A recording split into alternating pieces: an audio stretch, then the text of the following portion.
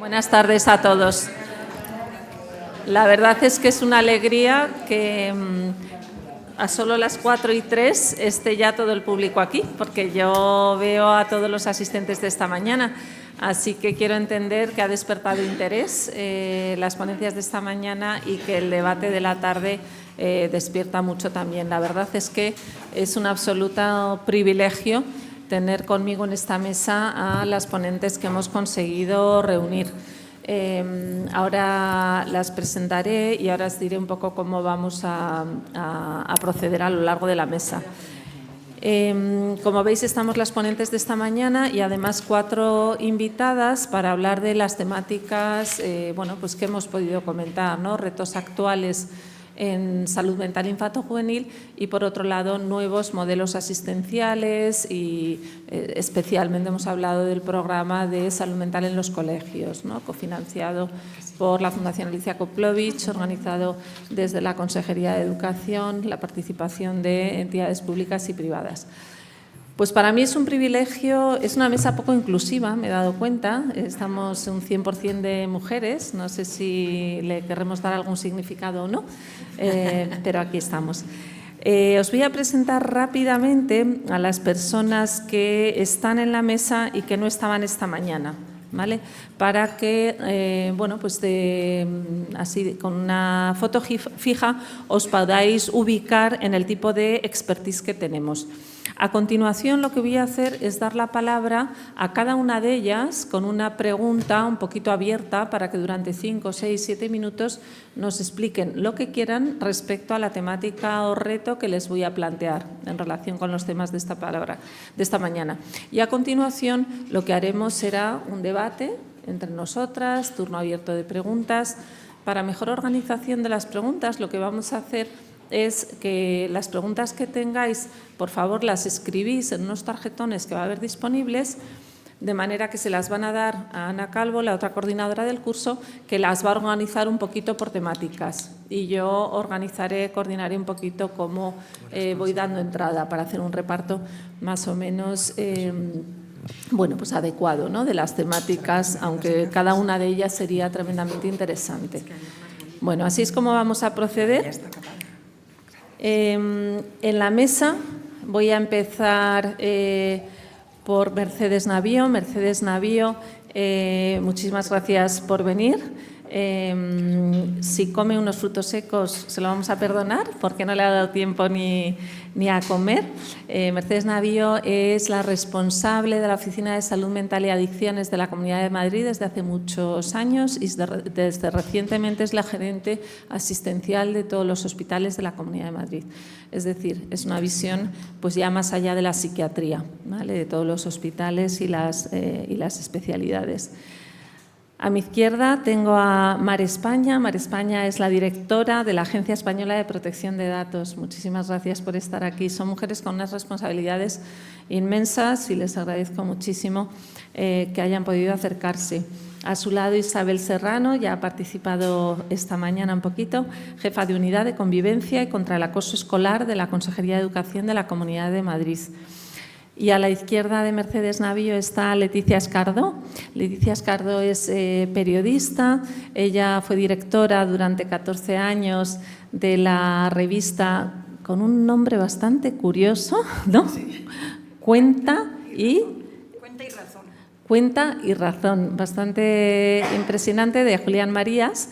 Estuvo durante 14 años hasta que él falleció, directora de la revista que él había fundado, y es la fundadora de la Fundación Belén, que apoya desde hace 28 años, la fundaron para apoyar a los padres que tienen problemas con sus hijos. Inicialmente yo creo que más centrados en enfermedades raras. Llevan 28 años contestando una media de 30 a 40 cartas diarias de padres con preocupaciones de sus hijos, o bien por falta de recursos asistenciales, o bien por desconocimiento, o bien por situaciones sin solución, sin problemas. A Ángela y a Ausi ya la conocéis, y a mí misma. Entonces, bueno, vamos a empezar, yo creo que quizás en el mismo orden que las he presentado. Entonces, a Mercedes Navío hemos estado hablando esta mañana de retos, ¿no?, en la salud mental infanto-juvenil. Y bueno, yo, dado tu doble perfil en este momento a nivel de cargos, ¿no?, asistenciales de directora general asistencial de hospitales y también de la Oficina de Salud Mental, quería preguntarte un poco por dos aspectos. Uno, por la consideración o por la diferenciación de la psiquiatría dentro de las especialidades médicas, que esta mañana se ha señalado como, bueno, pues uno de los retos actuales, que es un poco un reto crónico, ¿no?, la psiquiatría en toda su vertiente, por un lado científica, humanista, filosófica y demás, pero que probablemente en este momento estamos reviviendo pues una crisis en ese sentido, donde bueno, pues da la sensación en algunos aspectos, en algunos de los problemas asistenciales que tenemos, sea las pantallas, sea el uso de cannabis, sea la realidad trans, pues bueno, pues un cuestionamiento del input científico en la toma de decisiones un poco públicas. Esto como marco general, y para que hagas pues los comentarios iniciales que quieras en 5 o 6 minutos, o las ideas que quieras compartir. Vamos. ¿Me escucháis? Bueno, pues muchísimas gracias, lo primero, por esta invitación y por poder encontrarme con todos vosotros en un lugar que nos permite pararnos un poco y pensar, que yo creo que es algo que necesitamos, ¿no? Lamento mucho no haberme podido incorporar desde el principio esta mañana, porque estoy segura de que habrá sido un debate y una deliberación rica en sí misma, pero recogiendo el guante que Mara me planteaba, que realmente es un guante de decisiones importantes, ¿no?, de calado, porque efectivamente creo que la psiquiatría, y tú ya lo has planteado, yo siempre digo con una cierta ironía, que no sarcasmo, ¿no?, que la psiquiatría es hija de un matrimonio mal avenido, o a veces mal avenido, pero indisoluble, porque están en ella desde su propio nacimiento las ciencias de la naturaleza y las ciencias del espíritu. Y el problema no es esa herencia, que es una herencia vastísima y muy rica. El problema de las crisis recurrentes de la psiquiatría ha sido siempre, de una forma u otra, aquellos planteamientos reduccionistas desde el punto de vista epistemológico, que planteaban bueno, pues, un excurso, una dislocación en el terreno que le era propio. Y tenemos ejemplos de errores epistemológicos en nuestra historia como para haber aprendido ya, tanto en un sentido como en el contrario. O sea, nos hemos encontrado excesos de la interpretación como comprensión del mundo, haciendo inferencias causales, y todos conocemos la carga injusta que sufrieron las madres esquizofrenógenas cuando desde una interpretación que corresponde al ámbito de la comprensión, en el sentido clásico de Jasper, le atribuíamos una inferencia causal, y tenemos del otro lado también errores de los que no debemos olvidarnos, en los que la explicación, entendida como un acercamiento más objetivista de la realidad, abandonó su terreno específico, y bueno, pues ahí tenemos pues Lombroso con su famosa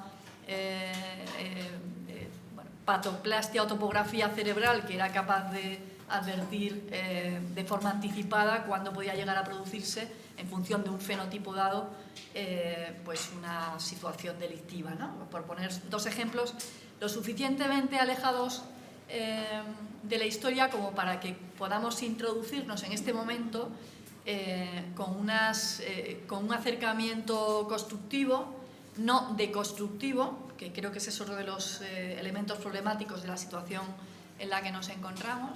Y digo, lo suficientemente alejados como para que nuestras defensas se reduzcan, bajen, independientemente de cuál sea la perspectiva en la que más cómodos nos sentimos o en la que más conocimiento hemos adquirido, podamos acercarnos de verdad a ese encuentro, que además es que es no ecléctico, es que es sincrético, es que tenemos esa necesidad de sincretismo en nuestras disciplinas para aprovechar lo mejor de lo que las neurociencias nos han dado, nos siguen dando y aportando, y también lo mejor de lo que la tradición humanista, de la que también somos herederos, nos ha enriquecido, ¿no?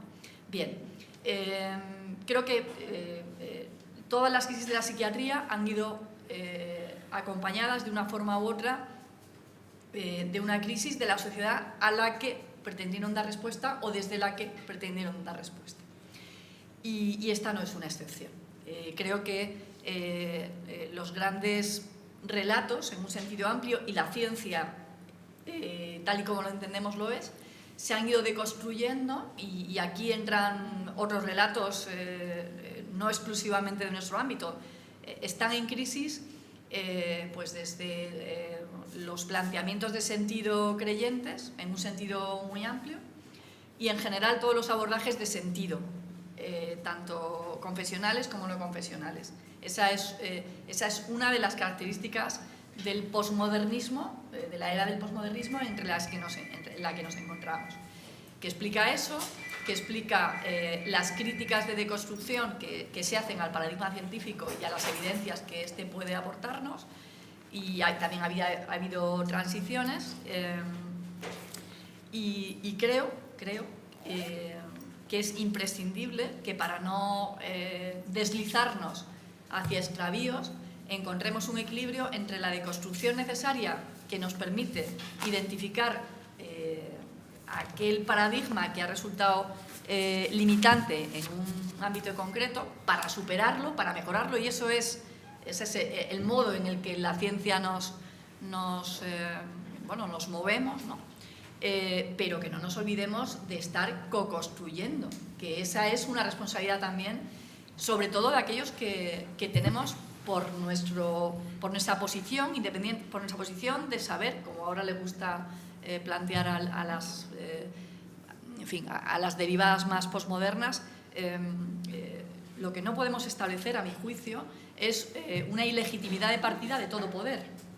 Entre otras cosas, primero porque no es cierto que todo poder sea ilegítimo, y en este sentido yo creo que el posmodernismo y Foucault fueron muy hábiles en su persuasión de relato, pero creo que se deslizaron hacia el cinismo en el sentido de las teorías cínicas, ¿eh? No estoy haciendo ahora con esto una calificación moral, que bueno, podríamos hacerla, pero no lo quiero hacer. Quiero ser lo más neutra en ese sentido, lo más descriptiva, para que nadie se sienta a la defensiva y podamos de verdad entrar en las cuestiones de fondo.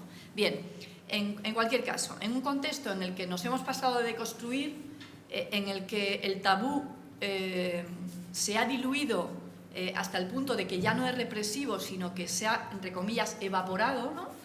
En un contexto de esa naturaleza, pues estamos adoleciendo en este momento no de los grandes abusos de esos relatos rígidos y dañinos que se dieron, sino justo de lo contrario. Estamos en este momento viendo o asistiendo a una emergencia del malestar emocional, fruto de la falta de límites.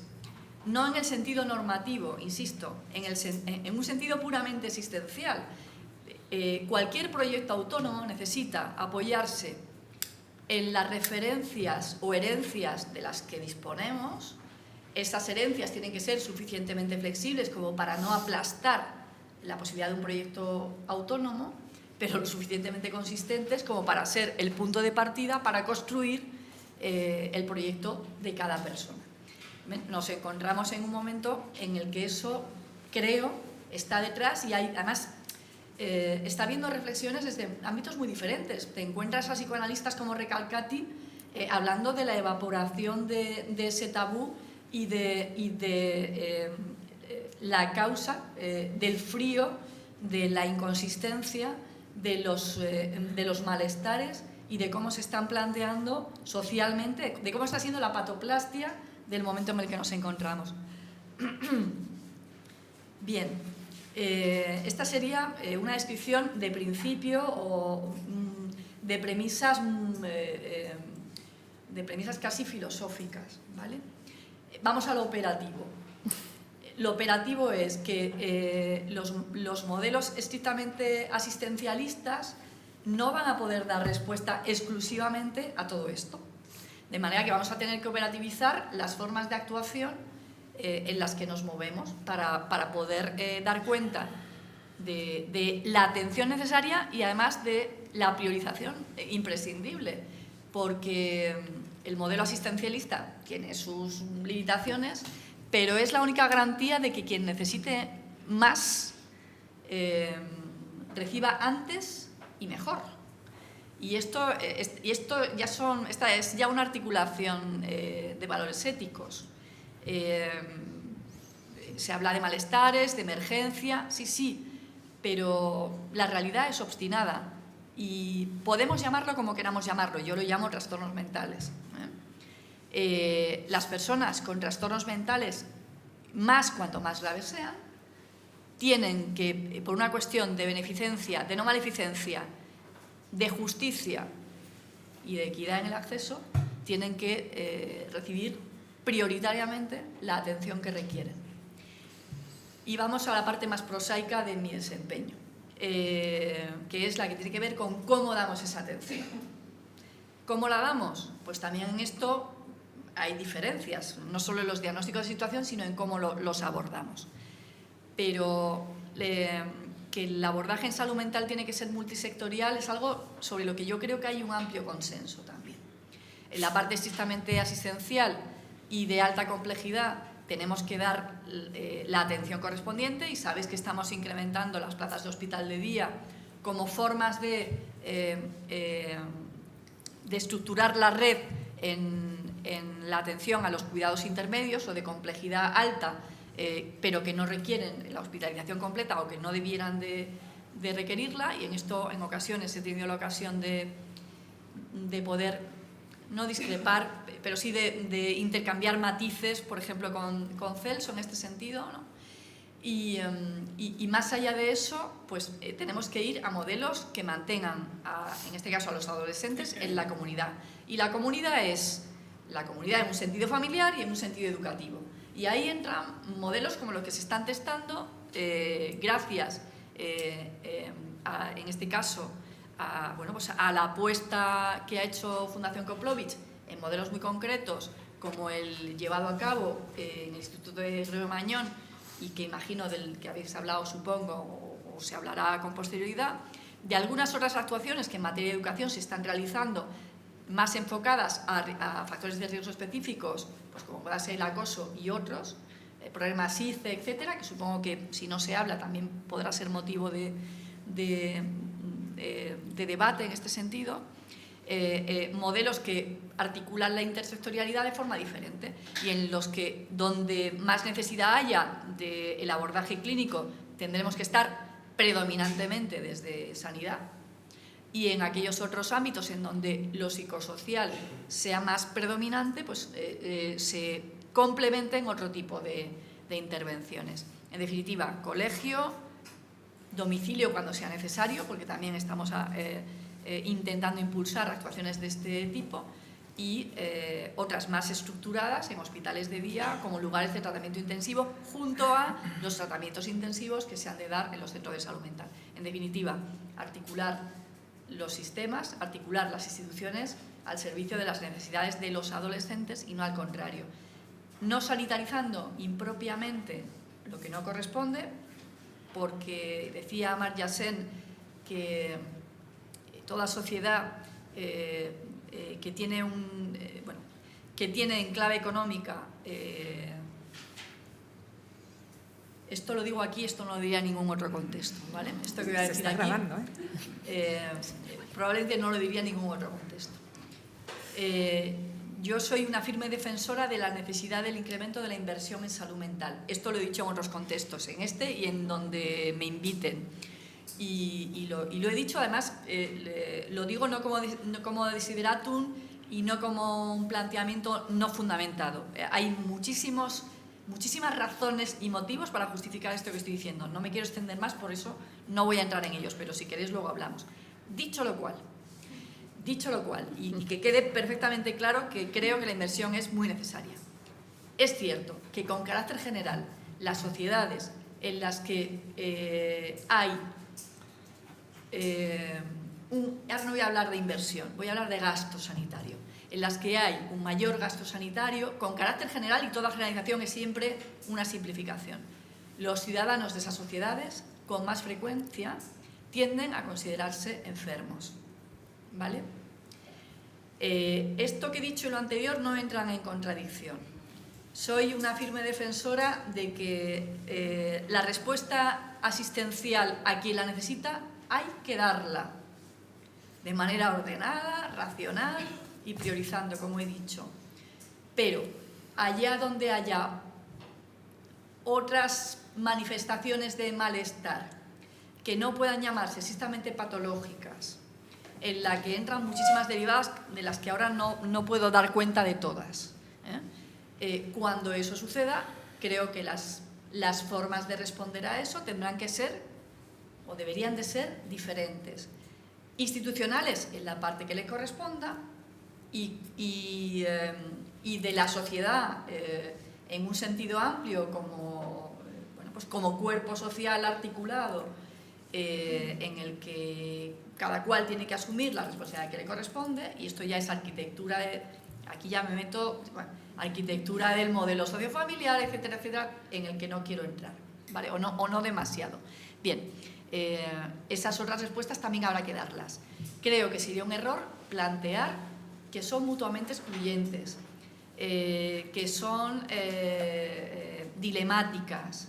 Creo que es un error y creo que eso es más un problema en muchas ocasiones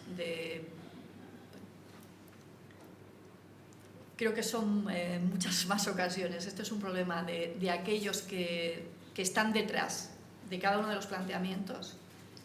Y digo de algunos porque creo, como he dicho antes, que la realidad es muy obstinada y que la inmensa mayoría de nosotros supeditamos las necesidades de las personas a las que atendemos a cualquier marco teórico desde el que estemos trabajando. Creo que la inmensa mayoría de nosotros tenemos esa riqueza moral y esa capacidad de autocrítica y esa capacidad de no poner a nuestras ideas o a nuestras teorías por encima de las personas. De hecho, yo creo que sería la gran tragedia, las derivas sectarias que hacen rehenes a las personas y que se olvidan de ellas. Mara, muchísimas gracias. Muchísimas gracias. Yo creo que no ha podido ser mejor comienzo de de esta tarde, ¿no?, de debate. Quizás efectivamente abstracto, teórico, filosófico, pero yo creo que conecta fenomenal con algunas de las cosas y de los retos que se han hablado esta mañana. Pareciera, yo creo que nos está escuchando desde el coche, porque yo creo que ha habido varias cosas que entroncan fenomenal con algunos de los problemas que vemos, incluso la conclusión de que dentro de el mundo de los que nos dedicamos a ello, creo que hay más consenso que disenso, pero hay amenazas reales que vienen desde fuerzas mayores. Bueno, después de esta introducción vamos a dar la palabra a Mar España, directora de la Agencia Española de Protección de Datos. Un absoluto privilegio que estés aquí y quizás ejemplificando en un área un poquito más a lo mejor concreta, nos viene fenomenal este marco, que tiene que ver con por cosas que está haciendo, ¿no? ¿Cómo ha sido el proceso, cómo está siendo el proceso de coparticipación entre los datos científicos y los agentes políticos para realizar informes y para establecer políticas en protección digital de los menores? Ella dirige grupos de trabajo, está en permanente comunicación, sobre todo con el Ministerio de Juventud, ¿no? Y ahora nos va a contar novedades de recomendaciones y el estado de la cuestión en este asunto. las que se puedan.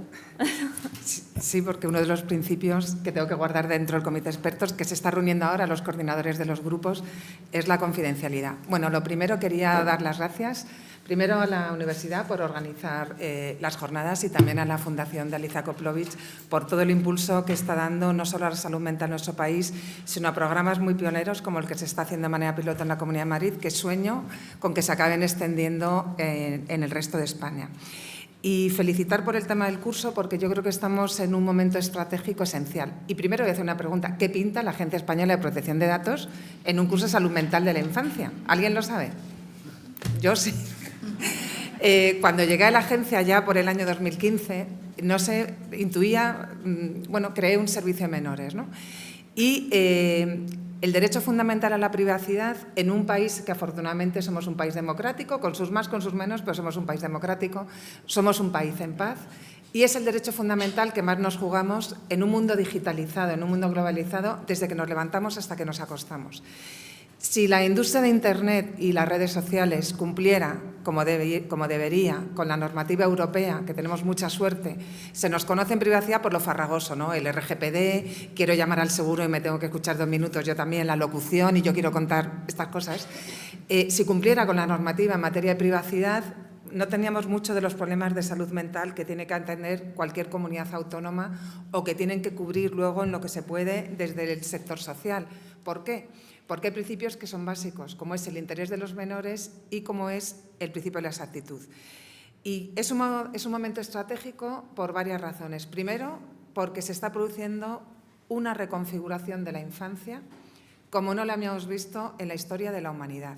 Se ha pasado de una infancia del juego, de una infancia saludable, de una infancia que a la edad en que eres niño, en que eres niña, se hace lo que tienes que hacer, que es jugar, no estar pensando en otro tipo de cosas o hipersexualizando la infancia, que es lo que en muchas ocasiones está pasando, o empantallar. Los niños están perdiendo el contacto físico. Yo ayer pasaba por un parque y el padre está, que te vas a caer, nos fastidias el verano. Es que un niño se tiene que caer en un columpio. Porque tiene que aprender, es juego y error, y como se aprende es con la psicomotricidad, y estamos en un momento clave porque ya se está demostrando desde la evidencia científica que esto está afectando gravemente al neurodesarrollo. Viendo el impacto, además, desde el punto de vista del modelo de privacidad, hay un tema que a mí me preocupa enormemente. La industria de Internet, la industria de las redes sociales no verifica la edad de los menores. ¿Por qué? Porque es una clientela que como se verifique con exactitud se pierde y los demás competidores no lo van a hacer. Y eso que implica, el modelo de la industria de Internet se basa en ofrecer servicios gratuitos a cambio de monetizar todos nuestros datos. Pero es tremendo. Esto se monetizan los datos, pero además se hacen cautivos a la infancia desde edades muy tempranas, donde ya le haces cautivo de un sistema operativo, de una determinada app, ya están monetizando todos tus datos, pero es que además todos nosotros, cuando vamos a una red social, además ponemos en común nuestra red más íntima de amigos, es decir, no solo damos nuestros datos, sino que con toda la alegría compartimos nuestro círculo social y la industria que adquiere más datos y cada vez de más personas, ¿no? Esto en nosotros, que teníamos ya el cerebro configurado cuando vino en las redes sociales allá por el 2009, pues tiene un impacto, todos tenemos problemas seguro de adicción a WhatsApp, etcétera. Seguramente sea lo primero que hagamos antes de al levantarnos y al acostarnos, pero el impacto en nuestro neurodesarrollo no era tan grave porque nuestro córtex prefrontal ya había madurado. Yo no soy médico, pero me encantan los temas de neurociencia. ¿Qué está pasando? Que nos estamos encontrando, y voy a dar solo algunos datos para poner el contexto. La edad media del primer móvil, UNICEF, 11 años. El 31% de los niños usan Internet más de 5 horas a diario. 6 de cada 10 adolescentes duermen con el móvil. Imaginaros que esto en vez de ser agua fuera una botella de vodka y que yo le dijera a mis hijos de 8 o 9 años que por la primera comunión les da el móvil. Mira, métetelo en la habitación y te lo puedes beber entero porque es que estoy tan contenta que la bodega me da tarifa plana y cuando se acabe me lo vuelven a rellenar y no pasa nada porque llegues dormido a clase o que el alcohol vaya matando tus conexiones neuronales. Y el problema es que ninguna familia con 2 dedos de frente daría una botella de vodka a un hijo un paquete de tabaco, pero le estamos dando a un bebé para que coma, le estamos dando la televisión o el móvil o para que viaje, no te dé guerra en el coche, y a los adolescentes se les está dando sin ningún tipo de pauta ni de acompañamiento. Y yo pongo ejemplos prácticos, o sea, nadie le da un Ferrari a un niño con 16 años, primero porque no tiene la edad para sacarse el carnet de conducir y tráfico. acompañado gradualmente. Tú puedes conducir 50 centímetros cúbicos con 16. Tienes que pasar una clase teórica y práctica, pero las familias, por inconsciencia, estamos dando los dispositivos electrónicos a menores de manera radical. O sea, familias tontas dan smartphones, o sea, teléfonos inteligentes, porque eso al final tiene consecuencias. Voy a provocar un poco. 1 de cada 5 adolescentes se conecta a partir de la medianoche. Los datos de EUS de consumo de pornografía ponen la piel de gallina. Save the Children, los primeros contactos con la pornografía a los 8 o 9 años. Yo a los 8 o 9 años jugaba balón prisionero en el colegio, al burro, quizás no serán juegos muy pacíficos, pero me desarrollaba con normalidad. Todos tenemos nuestras taras, pero más o menos fue una infancia saludable. Pero ¿cómo se va a gestar un niño que con 9 años está consumiendo porno? Que la adolescencia, que es la etapa en donde se desarrolla la empatía, está viendo que la violencia sexual a la mujer se está normalizando y se está erotizando y normalizando la violencia sexual a la mujer y los abusos a menores. Eso, evidentemente, que luego no nos extrañe que la Fiscalía General del Estado diga que han aumentado los delitos sexuales más de un 116%, porque ahora ya no solo se comete el delito, sino que además se graba en tiempo real y se difunde en redes. Luego diré un tema de la agencia que me interesa mucho que difundáis porque estamos salvando vidas en eso. Si se me olvida, me lo recordáis, que es el canal prioritario. 2 de cada 3 adolescentes están consumiendo porno duro. Porno donde se viola a mujeres, se violan cadáveres y se violan a bebés. Eso es el porno. Y además yo diría a los que sois padres aquí, vuestros hijos consumen porno. Todo el mundo me dice, no, los míos no. Pues siento, 2 de cada 3 que levantéis la mano, vuestros hijos consumen porno porque es lo normal ahora mismo. Y el problema es que los jóvenes, hay un estudio en la Universidad de Baleares de una investigadora muy buena, los estudiantes universitarios creen que el porno es fiel reflejo de la realidad sexual. Las chicas lo consumen para ver qué se espera de ellas. Y los chicos lo están teniendo un montón de problemas de todo tipo porque, claro, el porno no es la realidad. Eso nos lleva, evidentemente, a la violencia sexual digital, pero, aunque no hablemos de porno, vamos a hablar solo de consumo excesivo de pantallas o consumo precoz. La agencia creé hace 4 años porque a mí me interesa mucho, y vuelvo a la pregunta que me has hecho, todas las decisiones, y esto es un problema de salud pública, se deberían tomar desde la evidencia científica, porque nos estamos jugando la salud de la siguiente generación, y yo creo que en esta generación llegamos tarde porque ya está habiendo daños muy graves en el neurodesarrollo. Algunos sois médicos, otros venís del mundo educativo, o problemas de oftalmología. La miopía era un tema genético. Estamos trabajando con oftalmólogos que nos dicen que hay problemas irreversibles de miopía que es simplemente por el consumo de pantallas. Esto estamos hablando de daños en salud física, emocional, salud mental, problemas de educación, evidentemente aislamiento social, problemas de privacidad, de hábitos de consumo y monetización de los datos. Voy a dar solo algún dato de un estudio en América. La ansiedad aumentó desde el 2008 al 2018 en los estudiantes universitarios el 134%, la depresión el 106%, TDAH 72%, bipolaridad 57%, esquizofrenia 67%. Hay un estudio de Cyberguardians. El gasto hospitalario para atender a menos de 20 años por problemas de salud mental, por este consumo excesivo de pantallas, ha aumentado en más de un 500% desde el año 1999. Y yo me pregunto, ¿y por qué de esto no se hablaba? Porque hasta hace un año prácticamente no se tenía, salvo excepciones, en la agenda política este tema. ¿Por qué decía al principio que estamos en un momento estratégico? Porque hemos conseguido, esto ha sido una labor de muchas personas, de muchas buenas instituciones remando en esta dirección. Hace 4 años creamos en la agencia un grupo sobre salud digital, menores y privacidad. Y ahí firmamos un convenio con el Consejo General de Médicos. Yo quería la agencia no decide, somos autoridad independiente, solo protegemos la privacidad, pero quería tener una buena y sólida base para poder impulsar políticas públicas a quien le corresponda. Firmamos un convenio con el Consejo General de Médicos que nos designaba a 2 personas, Abigail Huertas, que trabaja en el Gregorio Marañón, y María Salmerón, 2 excelentes profesionales y personas que se están dejando la piel en esto. María Salmerón ha impulsado el Plan Digital Familiar, que por primera vez en España, siguiendo las pautas de la Asociación Americana de Pediatría, se dan pautas, algo que muchas familias no saben. De 0 a 2 años, los bebés no deberían consumir ni televisión. De 2 a 5 años, 1 hora al día. De 5 a 8 años, 2 horas, pero combinado con educación. ¿Eso está pasando? Las familias y los colegios, las administraciones educativas, sé que voy a poner un tema incómodo. Con el COVID se inundaron de pantallas, no hubo otra manera y la digitalización tiene cosas buenas, pero se hiperdigitalizó la enseñanza.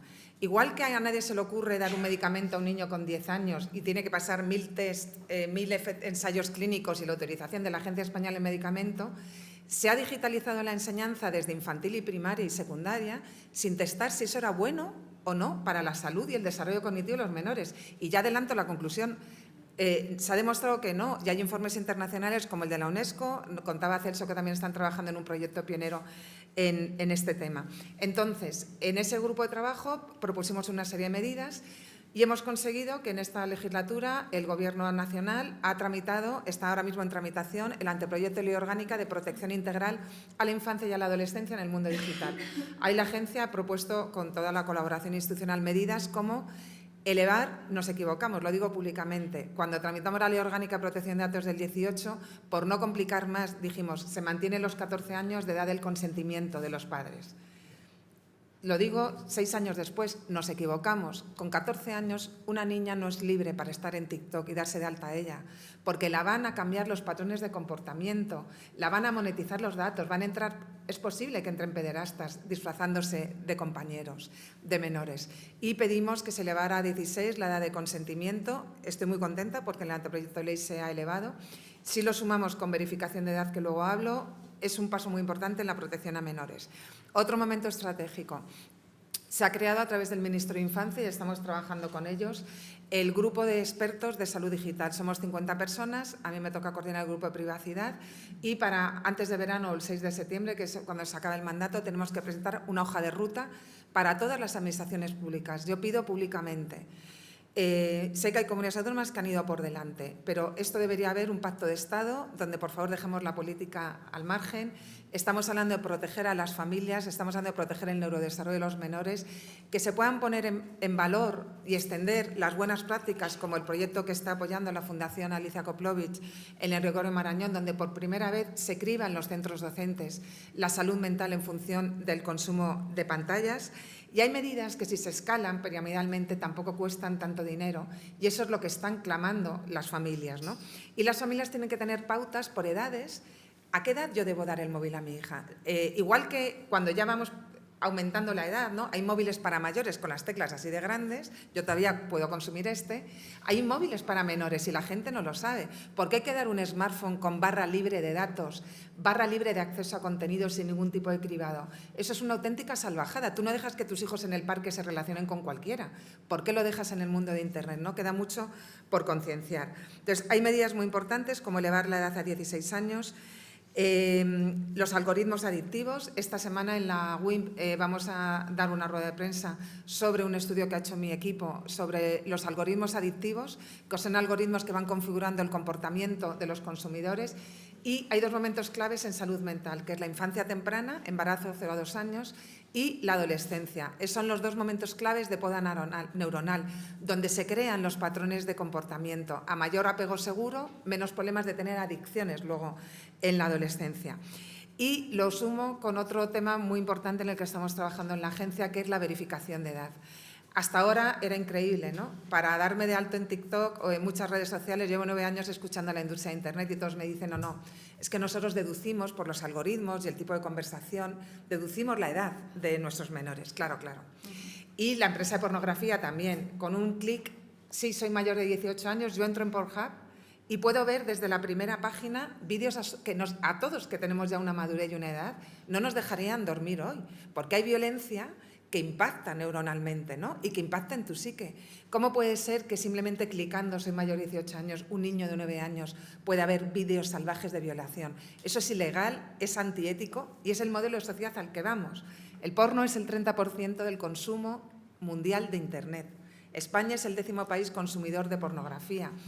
Entonces, en la agencia hemos desarrollado un sistema, publicamos el decálogo de los 10 criterios que deberían seguir la industria de Internet y lo hemos probado con éxito en los 3 sistemas operativos principales a nivel mundial, en iOS, en Android y en Windows. Es un sistema de doble ciego. En base a eso, es la famosa app que acaba de presentar el Ministerio de Transformación Digital, que es no se ha transmitido bien en medios de comunicación, pero porque yo creo que ha habido solapamientos, pero es un paso muy importante respecto a cómo estamos hace un año. ¿Por qué? Es un sistema de doble ciego, con cargo. Yo tengo aquí mi DNI, mi tarjeta del médico, mi carnet de conducir. La app me lee si yo soy mayor de 18 años y no dice, este es un menor a una tercera empresa para que haya una base de datos de millones de menores europeos. Simplemente dice, autorizado a acceder, porque soy mayor de 18 años. Pero la app no sabe si yo quiero consumir porno, si quiero hacer una apuesta online o me quiero comprar una botella de vino en el Corte Inglés, que eso es muy importante porque tampoco sería bueno tener una base de datos de los adultos que consuman porno en España, no estaría bien. Entonces, y a su vez, la empresa que provee esos contenidos de adultos no sabe qué mar España está accediendo, solo sabe que este dispositivo está autorizado. Eso yo creo que ha sido un paso muy importante. Y por último, porque no me quiero alargar en el tiempo, ¿verdad?, pues creo, con este Pacto de Estado, que debemos poner en valor ejemplos de buenas prácticas, como este que se está haciendo en el hospital. Yo espero que ese informe del Comité de Expertos, sé que hay debates ideológicos, ¿no?, si deben primar los derechos, si el derecho a participar, el derecho de los menores o más la filosofía más de a los menores hay que acompañarles y ponerles límites. Yo creo que esto ya es una opinión personal. Soy madre también. La patria potestad existe porque como padre y como madre tenemos obligaciones, precisamente porque un menor no se sabe autoproteger, porque no está maduro. O sea, ya mi abuela me acuerdo que decía que la mayoría se habría que poner a los 21 años y era tarde. Yo sé que ahora hay un debate de adelantar el voto a los 16, ahí no me voy a meter. Pero lo que quiero decir es que, por eso en privacidad, la normativa europea ha puesto una edad para que sean los padres los que consienten. Los menores no tienen conciencia del riesgo hasta los 25 años que el córtex prefrontal ha madurado. Entonces, es lógico que haya que acompañarles, haya que poner límites y no se le pueda dar un cheque en blanco con 9 años, porque te vas a cargar su desarrollo y luego va a tener problemas de todo tipo, ¿no? Y quiero terminar también, Mercedes hablaba también, esto es un tema también espiritual, o hacia qué modelo de sociedad queremos ir. Yo creo que nunca la humanidad había estado tan conectada, pero al mismo tiempo tampoco vinculada. El otro día la Fundación 11 presentaba un informe, 1 de cada 3 jóvenes se siente solo, en una edad que es para no entrar en casa, para estar todo el día con tus amigos y con tu pandilla. Y al mismo tiempo es que ¿cuál es el negocio de la industria de Internet? ¿Cómo consigue monetizar y sacar dinero con nuestros datos? Está muy claro, captando nuestra atención. Por eso están las notificaciones. Y yo un día voy a hacer el experimento cuántas veces durante el día paro para mirar el móvil y WhatsApp. ¿Serán 100? ¿Serán 150? Entonces, permanentemente estamos como el avestruz, ¿no? Fuera de nuestro eje, mirando WhatsApp, mirando el correo electrónico, haciendo varias tareas a la vez, que eso está demostrado a nivel neurocientífico, que desgasta muchísimo el cerebro y cada vez estamos más fuera de nuestro eje. La palabra enajenados no es una persona que está loca, es una persona que está fuera de su eje. Y a mí me gusta mucho el estudio de Richard Davidson, ¿no?, que midió el cerebro más feliz del mundo. Es un monje budista que es biólogo, Matthew Ricard. Y este monje es el monje más feliz del mundo porque el área cerebral relacionada con la empatía lo tenía hiperdesarrollado. Y él explica cómo se llega a eso. Todo lo contrario de esto. Doy una buena receta para las próximas semanas, para el verano. Parar, contacto con la naturaleza, meditar, ir hacia adentro, o sea, volver a tu eje. ¿Qué hace la industria de Internet? Sacarnos permanentemente hacia afuera. Entonces, ¿cómo vamos a tomar medidas sensatas para proteger la salud mental de la infancia y los jóvenes si el 31%, tengo aquí los datos, no os voy a aburrir, de los padres cenan con el móvil en la mesa o si nosotros mismos no estamos regulados? Pero vamos a un modelo de sociedad donde cada vez con la inteligencia artificial generativa y los neuroderechos, que ya se puede a nivel consciente e inconsciente leer nuestras conexiones neuronales y modificarlas, o alzamos la voz o paramos y volvemos a nuestro eje, o el mundo de Aldous Huxley cada vez va a ser más realidad. Cada vez va a haber personas más autómatas, más vulnerables, más enfermas física y mentalmente y algo tremendamente grave, mucho más manejables. Y desde luego donde la ética deje mucho que desear, ¿no? Bueno, muchísimas gracias. Yo creo que daban ganas de aplaudir, igual que antes, pero bueno, esto por las dos. Bueno, esto por las dos primeras resúmenes de intervención. Otra empollona que nos ha escuchado esta mañana, seguro, porque está todo conectado. Luego hablarás del canal prioritario, que se te ha olvidado. Me has leído la cabeza. Hombre, Pasamos a la tercera, bueno, pues ya no sé ni cómo llamarlo, ¿no? Introducción por parte de Isabel Serrano, jefa de unidad de convivencia, que lleva años facilitando la colaboración. Yo lo llamo interdepartamental, no sé si es más correcto o incorrecto que intersectorial, entre sanidad, educación, pues para beneficio de los niños, ¿no? Y en esa línea iba mi pregunta, ¿no? Estamos muy acostumbrados, por cómo han derivado los modelos asistenciales, a fragmentar a los niños como si pudieran tener su parte educativa, su parte de salud, su parte de… Y cuesta muchísimo tomar acciones, hacer políticas, hacer normativas o cualquier tipo, sobre todo, de acción donde colaboremos entre departamentos que tenemos nuestra propia caja de financiación, porque es que parece que uno solo puede dedicarse a lo que está en sus competencias básicas, ¿no? Entonces, a mí me gustaría que hablaras un poquito de la experiencia de colaboración interdepartamental, ¿no? Entre educación y sanidad, pues en todos estos proyectos tanto asistenciales como de investigación en los que os estáis embarcando. Fenomenal. Bueno, primero gracias.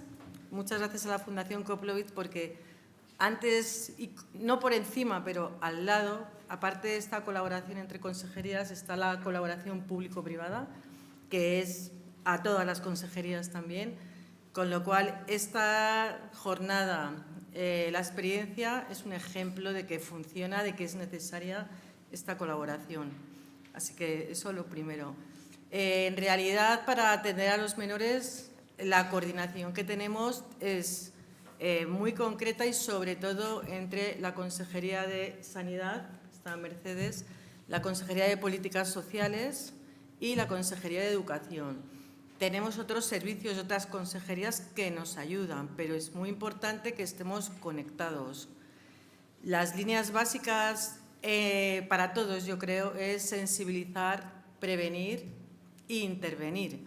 Entonces, en esa línea trabajamos todos juntos, pero nos necesitamos.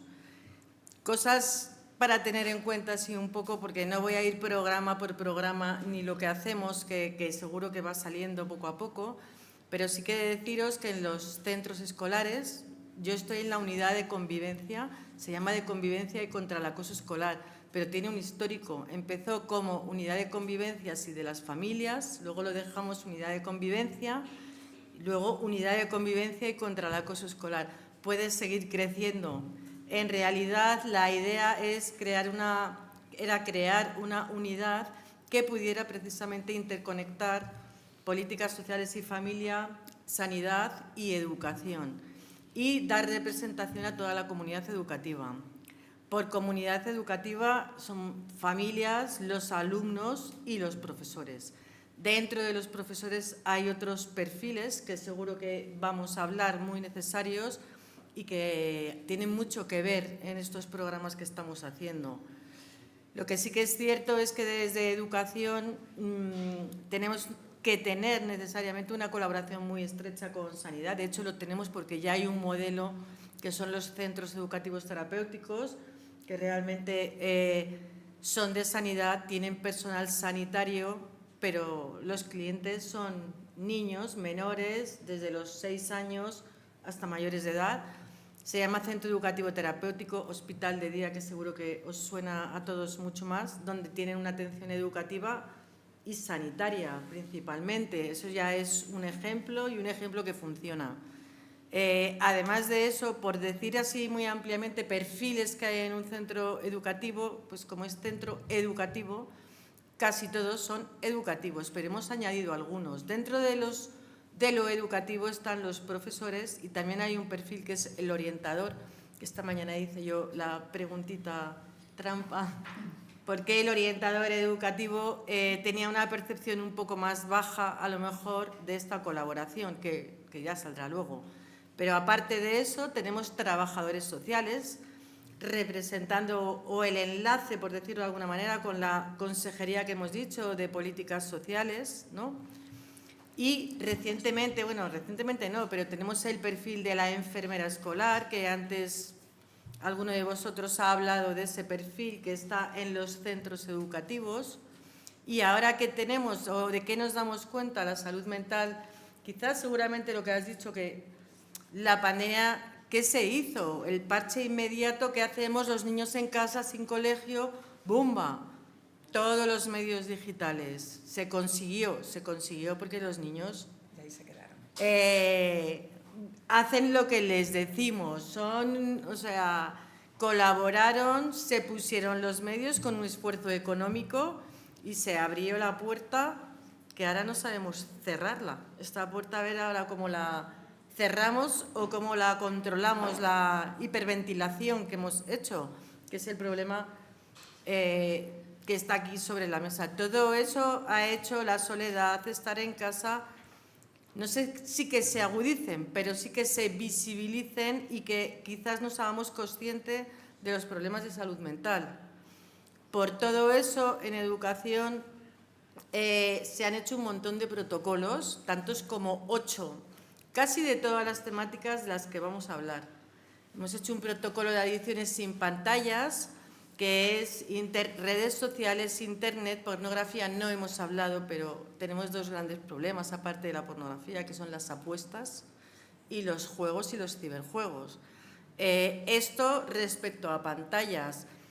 ¿Con quién conectamos? Tenemos un protocolo para detectarlo y conectamos pues, con el servicio de adicciones comportamentales, por ejemplo, del hospital, o con el servicio que hay de adicciones tecnológicas, de políticas sociales. Lo digo para que veáis siempre, educación detecta, o al menos o se nos informa, intentamos intervenir y intervenimos derivando a las 2 consejerías de las que estamos hablando. Por decir otro protocolo, acoso escolar. Cuando un niño tiene acoso escolar, le repercute en su vida, en su familia. ¿Y a quién derivamos? Pues volvemos a derivar a sanidad y volvemos a derivar a servicios sociales. Quiero decir que, si veis, es que tenemos que estar necesariamente, estamos condenados necesariamente a colaborar, porque los servicios, educación hace uso de otros servicios. Y esta colaboración es imprescindible. Me puedo ir por cada uno. Tenemos de autolesiones, de suicidio, violencia de género, agresión sexual, violencia, maltrato, que ahora ya lo llamamos violencia, y adicciones con sustancias.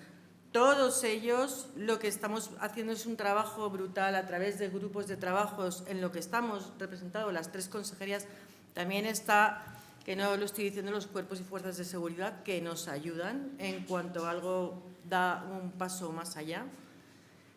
Lo que hacemos son protocolos para los servicios, ampliarlos. Y lo que quiero decir es que el programa que esta mañana nos ha presentado Ángela, del que participamos, que habéis oído, empezamos con 13 y al año que viene vamos a hacer más de 100. ¿Qué es lo que ha hecho posible realmente? Pues realmente ha hecho posible, básicamente, es la comunicación. O sea, yo lo que más beneficio veo es la comunicación, es que familia, alumno han comunicado que necesitan ayuda, y que necesitan ayuda no del profesor, que sí que la necesitan, no de los compañeros, que sí, que necesito ayuda externa que me la proporciona sanidad, que me la proporcionan los especialistas, que son el psicólogo clínico, porque pregunté con un poquito de mala intención por el orientador, que es un psicólogo, no es un psicólogo, es un orientador educativo, que puede ser psicólogo o pedagogo, pero en ningún caso es psicólogo educativo. Y por esa contradicción de perfiles es por lo que choca a veces de a ver si me vas a quitar terreno, que en la comida lo hablaba con Mara, que no es terreno, que es que de partida es un error, que el psicólogo educativo es psicólogo educativo. Por mucho que yo soy psicóloga y tengo la especialidad de psicología clínica en la carrera, yo en la licenciatura, pero yo no soy PIR, por lo tanto no soy psicóloga clínica. Entonces, ese choque en realidad no existe. Está el psicólogo escolar, que está en el centro, y siempre nos va a ayudar, siempre nos va a aportar el conocimiento, la experiencia y sobre todo la atención clínica. Porque no hay que olvidar que cuando hay un problema de salud mental también hay una intervención clínica, una intervención de psiquiatría y una intervención que en los centros se está haciendo fundamental, que es de la enfermera especialista en salud mental. Primero, porque dan formación. Empecé diciendo que había como 4 patas, no, dije 3, pero son 4, que es sensibilizar, informar, prevenir e intervenir. Bueno, pues los 3 perfiles que van a los centros de salud, gracias al proyecto diseñado por Ángela y por la Fundación Koplovich, en los 5 subprogramas que hay, hacen todo eso. Informan a los profesores, informan a las familias, sensibilizan con información a los chavales que pasan por las aulas, al profesorado e intervienen. Con lo cual, el ecosistema que estamos hablando es llevarlo al centro y que realmente dar la posibilidad a la familia que normalice la situación que tiene con su hijo, que es compartida por muchos otros niños, a los profesores que se enteren, que se empapen de la situación que está viviendo el alumno y al médico que vea al niño en su entorno, en el centro, que Lola lo decía esta mañana, creo que no está, pero que coordina los programas del sureste, de ver al niño en el centro, con los profesores en el centro y ver cómo esto funciona. Con lo cual yo creo que este tipo de experiencias que mezcla pues realmente políticas sociales, sanidad y educación. Tenemos que entendernos, tenemos que compartir lo que cada uno sabemos y tenemos que saber usar los recursos y las posibilidades, pues como esta colaboración que tenemos aquí público-privada. Y bueno, tenemos aquí al tercer sector. Y educativa sanitaria. Estaría dentro de políticas sociales, por decirlo de alguna manera, pues todas las fundaciones, asociaciones, que no hago spoiler. Fenomenal. Muchísimas gracias, Isabel. Yo creo que lo que va quedando claro es que el nicho natural del niño es la familia y el sistema educativo. Y a partir de ahí todos debemos participar, ¿no? Pues en el bienestar, en los problemas de salud mental y demás. Bueno, vamos a terminar esta primera hora de debate con el cuarto monólogo. Entonces, para después, entre todos, hablar. Sé que Leticia tendría para hablar muchísimo, es periodista, casi filósofa, no sé si de formación, pero desde luego, aunque solo sea por ósmosis, ¿no? Con el maestro. Y sí, ¿no? Y entonces, bueno, pues te pediría que dieras algunas ideas generales que provoquen un poco pues, la conversación posterior, sobre todo centradas en lo que faltaría, ¿no? No tanto el tercer sector, que si quieres sí, sino un poco en el rol de las familias. Yo creo que tienes una experiencia absolutamente ingente en escuchar a las familias en primera persona, en el rol de las familias y en el cuestionamiento de los estilos educativos, ¿no? Y el cuestionamiento del propio rol de la familia como protector de los menores a cargo en estos tiempos, ¿no? De redes sociales que tanta influencia externa generan y influencia creciente, que yo sospecho que en familias desestructuradas es una oportunidad buenísima que les lleguen cosas buenas, pero a lo mejor en la mayoría de las familias es más una amenaza que una oportunidad. Bueno, dinos las ideas que quieras compartir y luego empezamos con las preguntas del público. Bueno, en primer lugar, me lo habéis puesto muy difícil, pero yo acepto el reto.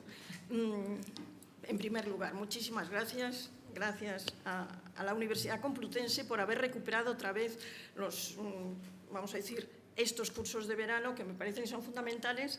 Gracias a la Fundación Koplovich que permite esta preciosa taller de formación. Gracias, Mara, por esta invitación y gracias a este, vamos a decir, lugar, que a mí me gusta pensar que el Escorial da una aportación especial, ¿no? Deben ser que las piedras estas graníticas nos favorecen el pensamiento. Bueno, hay que pensar que aquí, en 1913, Ortega dijo, yo soy yo y mis circunstancias, y la segunda parte que siempre se olvida, si no la salvo yo, si no salvo las circunstancias, no me salvo yo. Estamos en ello. Bueno, entonces, ¿qué hemos hecho nosotros en estos años? Yo había preparado una exposición con diapositivas, una PPT, pero no las voy a presentar. Prefiero deciros con imaginación que os imaginéis una foto preciosa de la NASA hace 50 años, que era cuando salió el último viaje, el Challenger, y pidió pues un famoso cosmólogo, Carl Sagan, dar la vuelta y antes de salir del sistema solar, ¡bum!, que diese una foto a la Tierra. Y entonces el resultado es fantástico, lo podéis mirar por internet y es muy bonito. Es toda una oscuridad absoluta que nos rodea y en un punto infinito hay un pale blue dot, un puntito azul, y esa es la Tierra. Y eso es a 6.000 millones de kilómetros, pero dentro de nuestro sistema solar. Es decir, una nada en esa oscuridad que, yo digo, como metáfora, pues es un poco la representación de la Fundación Belén. O sea, un punto de luz en esa noche oscura que para toda familia es de pronto un problema. Porque un problema es de verdad entrar en el sufrimiento y es una negrura absoluta. Voy a hablar, ahora que me lo dices y me echas el guante, ¿cuál es el tema de la familia? Pues oye, es que un niño, bueno, ahora estamos en una sociedad y vamos a volver a hablar del problema de la sociedad, es que hay más perros que niños. Sí. Dicen que es más fácil educar a un perro, es falso. Da mucho más trabajo, hay que sacarlo 3 veces al día. Y el niño deberíamos, pero no lo hacemos, o sea, muy mal. Bueno, pues en esta sociedad la familia sigue ocupando de 0 a 3 años el 96% del tiempo del niño. Es decir, las familias son las que necesitan apoyo y ayuda. Y esta mañana alguien ha dicho que educación familiar recibe un 5%, ¿vale?, de ayuda. Eso es lo primero. Pero eso depende de la edad, eso es de 0 a 3 años. A partir de los 3 a los 6 años aumenta un poquito más el tiempo en la escuela y disminuye el tiempo en la familia, pero sigue siendo impresionante. O sea, en la familia ocupa el 76% y ha aumentado a un 12-14% el tiempo en la escuela. A partir de los 12 años sigue aumentando el tiempo en la escuela, pero claro, sobre 175 días lectivos, pues son 7 horas como mucho. ¿Qué quiere decir? Pues que eso sube a un 18%, pero sigue teniendo un 60% el tiempo en la familia. ¿Y qué es lo que cambia? Pues es que tenemos que hablar de la tríada social. Es decir, es la familia, la escuela y el ambiente. El ambiente es la calle. Es la calle, contando que ahora la calle también la llevamos en el bolsillo a través del teléfono móvil. ¿Qué es lo que deberíamos hacer? Modificar los tiempos. A partir de los 16 años, la familia ocupa un 31%, la escuela sigue en el 16-17% de tiempo, y la calle ocupa el 56-57%. Si a ese espacio en la familia le quitamos el tiempo, que son eso, las 5 o 6 horas de pantalla, pues oye, se queda reducido, que realmente hay poquísimo tiempo para educar. Y encima la familia no sabe qué hacer con un niño, no sabe cuáles son los problemas. Entonces, bueno, pues como a nosotros se nos ocurrió, por una experiencia personal, como siempre, el hacer la Fundación Belén hace 28 años, pues dijimos que íbamos a poner, una fundación que fuese formación y formación gratuita a familias con hijos con problemas. Solo trabajar con voluntarios, todo ofrecerlo gratis. Claro, una locura, ¿no? Y a pesar de eso, pues después de 28 años seguimos en pie. Entonces pedimos a las familias que nos dijesen, pero ¿sobre qué queréis hablar? Y el primer taller que creamos, porque vamos a dedicarnos solo en este momento a lo que hemos hecho en salud mental dentro de la Fundación. Bueno, pues fue un ciclo de conferencias que luego editamos como un cuadernito sobre anorexia, agresividad, falta de rendimiento escolar, que sería más bien distracción, eso es mucho, y depresión. Pero esto era hace, del año 97. En este momento estos problemas han quedado reducidos porque en cambio la sociedad ha retomado otros parámetros, y eso sería muy bonito porque, volviendo a Ortega, habría que decir que las vigencias sociales han cambiado. También a petición de las familias hicimos otra cosa. Siempre quiero decir que es una madre que me dice, pues es que mi marido se ha desmayado esta mañana en el hospital porque le han dicho que nuestro hijo tiene un cáncer como una boina en la cabeza. Bueno, y fue el marido el que se desmayó y se desplomó. Entonces, ¿cómo se da un diagnóstico? Bueno, entonces hicimos una investigación y hicimos otro cuadernito, diagnóstico humanizado, que el Ministerio de Sanidad lo impreso y lo ha dirigido gratuitamente a todos los centros de enseñanza, en donde realmente hay un profesor maravilloso de psicología catalán seguro que lo conocéis, Ramón Vallés, que hace una especie de decálogo sobre cómo se debe dar un diagnóstico humanizado. Bueno, pues seguimos trabajando a petición de las familias y entonces nos dijo una madre, pues que he estado media hora en el jardín viendo por qué mi hijo, que es súper inteligente, que le toca el piano de maravilla, que saca buenas notas, no quiere ir al colegio. Ay, ¿por qué? Bueno, pues la madre se escondió en el jardín detrás de un árbol y estuvo media hora viendo al niño. Y el niño, tengo que decir que el niño va en silla de ruedas, pues el niño estuvo media hora en el jardín solo, absolutamente solo. Entonces pensamos, bueno, es que no basta que exista la ley, hace falta cambiar el parámetro social, es decir, vamos a medir qué ventaja tiene tener a tu lado a un niño con silla de ruedas. Es decir, la educación integrada, pero vista desde el otro lado. Los no diagnosticados de nada, que somos nosotros, los normales, como llaman los DISCA, dicen que nosotros somos NDN. Pues los NDN tienen ventaja de tener un niño al lado que está en silla de ruedas y que a lo mejor el curso pasado no le había dado todavía una voltereta en la ola y estaba en pie. Bueno, y lo medimos gracias a la ayuda de la Comunidad de Madrid, que llamó por teléfono a 33 institutos para que nos dieran el pase y que pudiésemos hacer la investigación. Bueno, pues salió un librito precioso con muchísimos datos y como les gustó, nos dijeron, oye, esto lo tenéis que llevar a Europa. Bueno, pues oye, decidme cómo se va a Europa. Y entonces, ¿habláis inglés? Bueno, pues oye, entonces llevarlo a Europa. Bueno, y fue nuestro primer proyecto europeo. Hicimos lo mismo, estudiar la percepción de los jóvenes ante la discapacidad. ¿Qué aprende un niño si tiene en su casa una persona con dificultad? ¿Qué aprende? ¿O es que creemos que, vamos a decir, el dolor no enseña? Entonces, bueno, ese fue nuestro primer proyecto europeo y a partir de ahí, pues prácticamente todos los años hemos hecho distintos proyectos, siempre a petición de las familias. ¿Cuál fue? Bueno, este fue interesante, cómo superar una crisis, porque fue también un proyecto de formación e información a distancia, muy difícil de llevar a cabo, porque éramos 9 instituciones de toda Europa y trabajar ahí fue un caos. Pero bueno, a nosotros se nos ocurrió, porque era la realidad, que nuestras familias cuando tienen un problema y un problema grave que llega, pues vamos a decir, por accidente, a la vuelta de verano estamos siempre temblando porque siempre hay quien le ha pegado un revolcón la ola y se ha quedado tetrapléjico.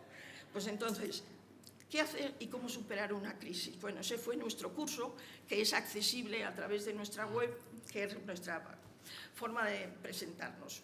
Y la siguiente que nos plantearon fue, mi hijo no me habla, no ya que tiene el teléfono móvil delante, sino que no me habla, no me dice nada. Entonces, ante realmente la dificultad de comunicación en las familias, dijimos, hay que hacer algo. Entonces se nos ocurrió hacer otra cosa, que era como volver a la cueva, hacer un fuego grande y decir, vamos a sentarnos y hablar. Es decir, dinner is ready. Vamos a hablar de la mesa en familia. Otra vez hay que volver a cenar juntos. Hay que volver a comunicarnos. Fuera pantallas y vamos a hablar. Entonces, ¿cómo les enseñamos a los padres a hablar con sus hijos? Porque muchas veces la primera pregunta es, ¿qué te han dado de comer en el colegio? Pues eso al niño le aburre muchísimo y no tiene por qué ganas de contestar, porque además no era nada rico. Entonces, ¿qué es lo que hace falta? Pues yo siempre les digo a los padres, pero hablar de lo que os ha dolido. ¿Qué os ha pasado hoy en el día que te ha dolido? Porque el jefe ha podido ser iba a decir un taco. Bueno, pues es que eso pasa diariamente, o tienes un pinchazo en la rueda, o te ha pasado un problema. Pues dilo en casa con sencillez. Oye, pero abre tu corazón primero y ya verás cómo tus hijos aprenden eso. Porque además, afortunadamente, los niños no nacen con 16 años, o sea que si les enseñamos desde pequeñitos, hay un estudio preciosísimo en Canadá sobre las ventajas, pero además que lo han hecho sobre 23.000 niños a lo largo de años. ¿Cuál es la ventaja de cenar en familia? ¿Qué es lo que aprenden los niños? Aprenden los padres también de los niños. Y las ventajas no solamente en comunicación, sino por supuesto en alimentación y luego la prevención frente a otros muchos problemas. Y lo último, y es en lo que estamos en este año, es que los últimos 2 años, ¿cuál es lo que más hemos recibido? Incrementándose de una forma gráfica, dramática, pues ha sido las autolesiones, y más en niñas que en niños. ¿Qué es eso? Es una cosa muy grave que, como todos los psicólogos y psiquiatras mejor lo saben, pero nosotros recibimos la otra parte, es decir, volviendo a Ortega, decía que la realidad son perspectivas múltiples.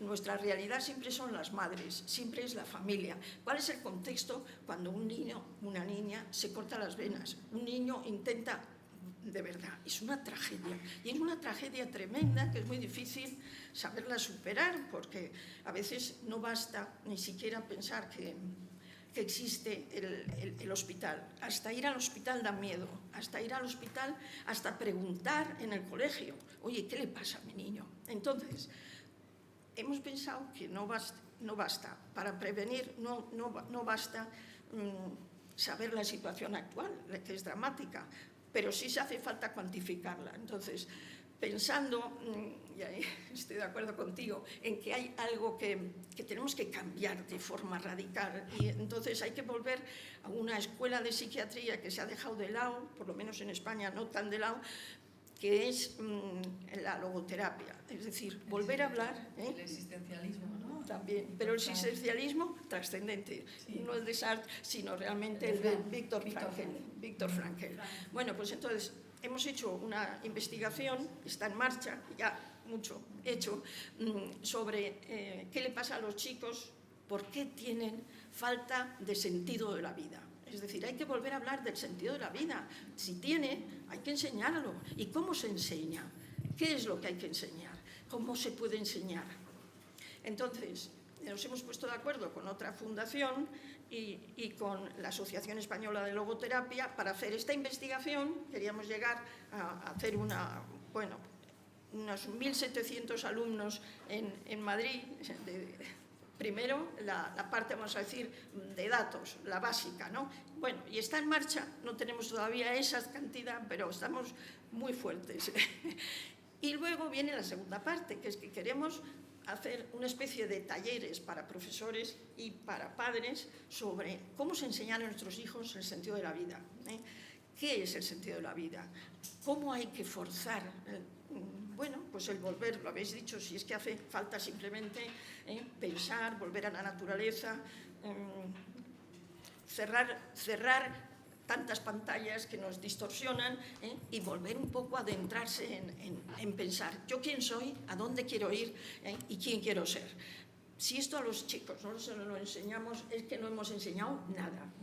Entonces, yo, desde el punto de vista de las familias, pues pienso que este proyecto que está en marcha y que se llama Yo ante la vida y tiene un precioso cartel, pues se ve a un chico andando por la montaña de espaldas con una mochila cargada, muy pesada, porque es que estos chicos sienten que la vida es pesada, es apesadumbrarse, no tienen alegría de vivir, hay que enseñarles, Dios mío, es que yo pensaba, bueno, pero si es que antes se cantaba por la calle, se cantaba trabajando, se cantaba. En este momento todo el mundo pone la radio, pero nadie sabe cantar, nos hemos olvidado.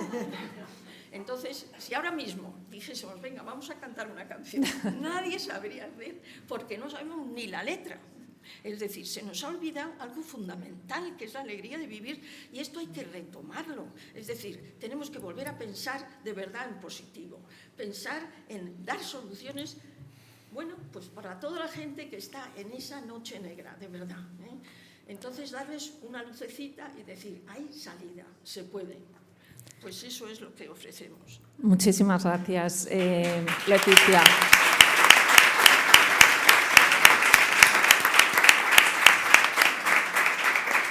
Bueno, ahora sí que de verdad empezamos con la interacción. Bueno, yo creo que ha habido muchísima interacción, ha habido palabras clave, ha habido comunicación, ha sido una palabra clave, interrelación, ¿no? Yo creo que habéis hablado todas de una manera o de otra, educación, ¿no? Pues muchísimos aspectos absolutamente comunes y complementarios. Ahora quiero voy a matizarte una cosa. Creo que estáis colaborando con la Consejería de Educación dentro de estas interrelaciones para la ejecución del proyecto de sentido de vida, con encuestas a adolescentes al final de secundaria. Entonces, yo creo que es un ejemplo más, ¿no?, de colaboración y de estos proyectos de investigación que surgen de un lugar tan chiquitito en principio. Voy a pasar a dar voz a algunas de las cuestiones que habéis planteado desde el público, porque si no hablaríamos sin parar. La primera cuestión, que supongo que sería, o para mí, tenemos también a Ángela Yausi de esta mañana, ¿no?, o bien para Mercedes, y te la voy a pasar a ti. Lo digo porque somos psiquiatras las dos. Y yo ya he dado una parte o una respuesta aproximada a una pregunta parecida esta mañana. Dice, se ha hablado varias veces hoy de la ampliación de la parte de la población incluida en ciertos trastornos. Esta mañana hablábamos en referencia sobre todo al trastorno del espectro autista. ¿Puede estar detrás de esta ampliación de la necesidad de diagnosticar, de contar con diagnósticos clínicos, el poder recibir determinados apoyos o recursos educativos?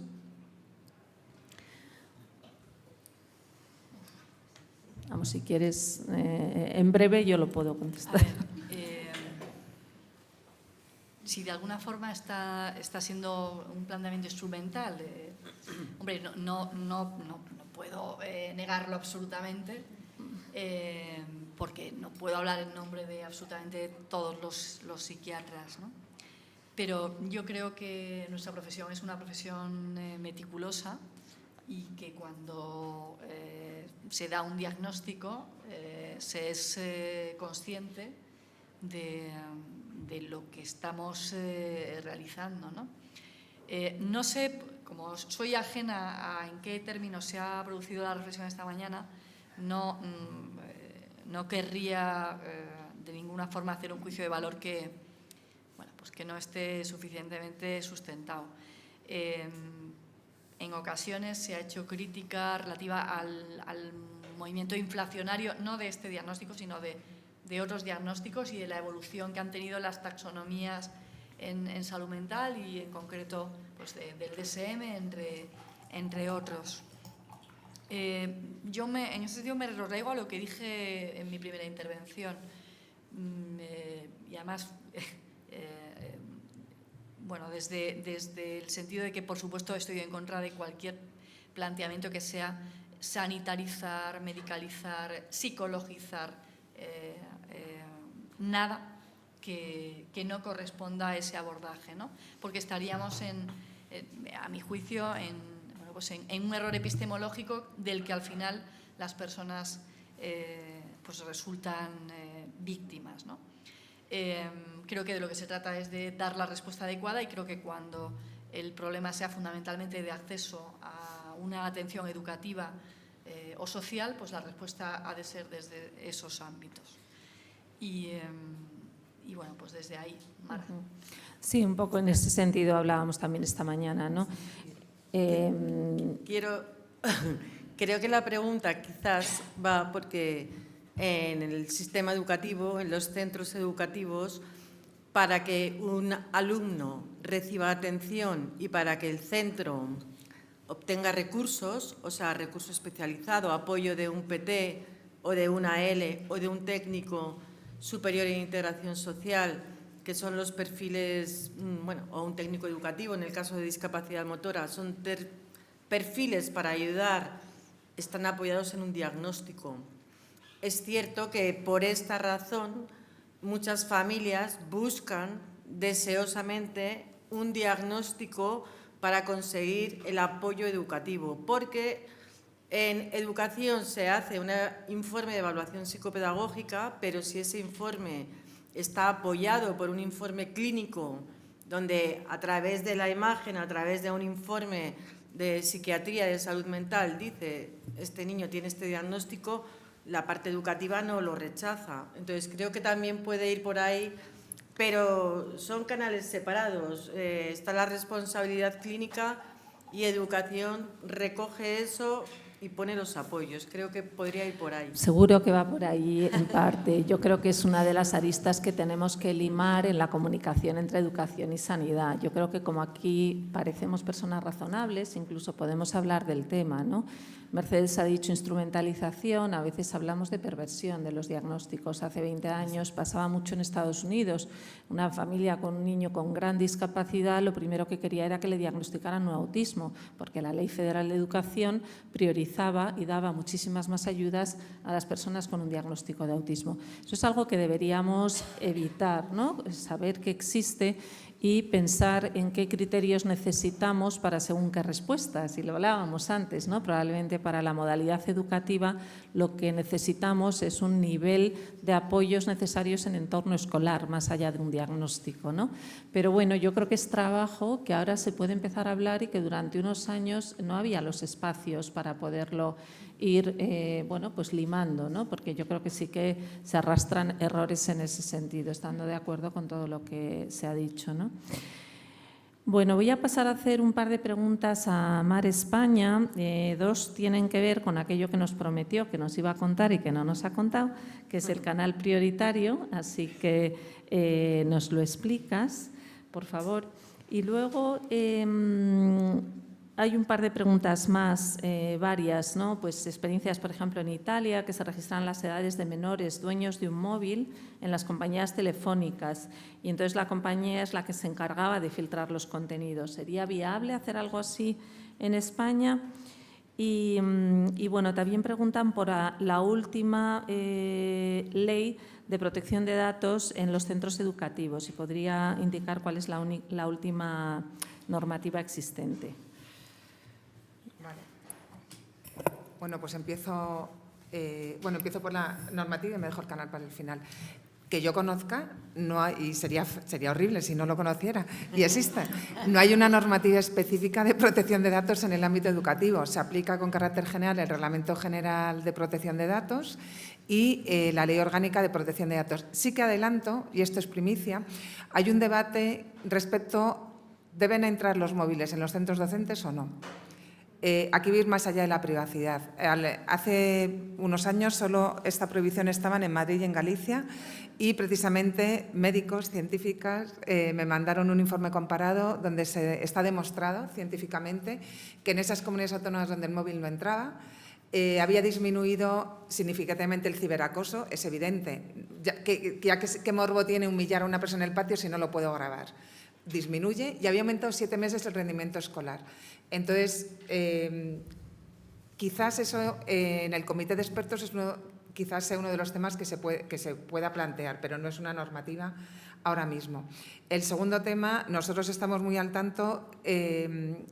Una de las complejidades de los expedientes de la agencia es que es el único organismo administrativo de España donde los expedientes se tramitan en inglés y no hay un ámbito competencial nacional.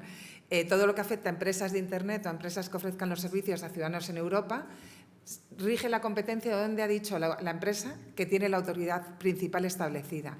Y Google, Meta, por ejemplo, los tienen en Irlanda. Entonces sí que hacemos yo comadreo mucho, ¿no? Con mis colegas para ver las mejores prácticas.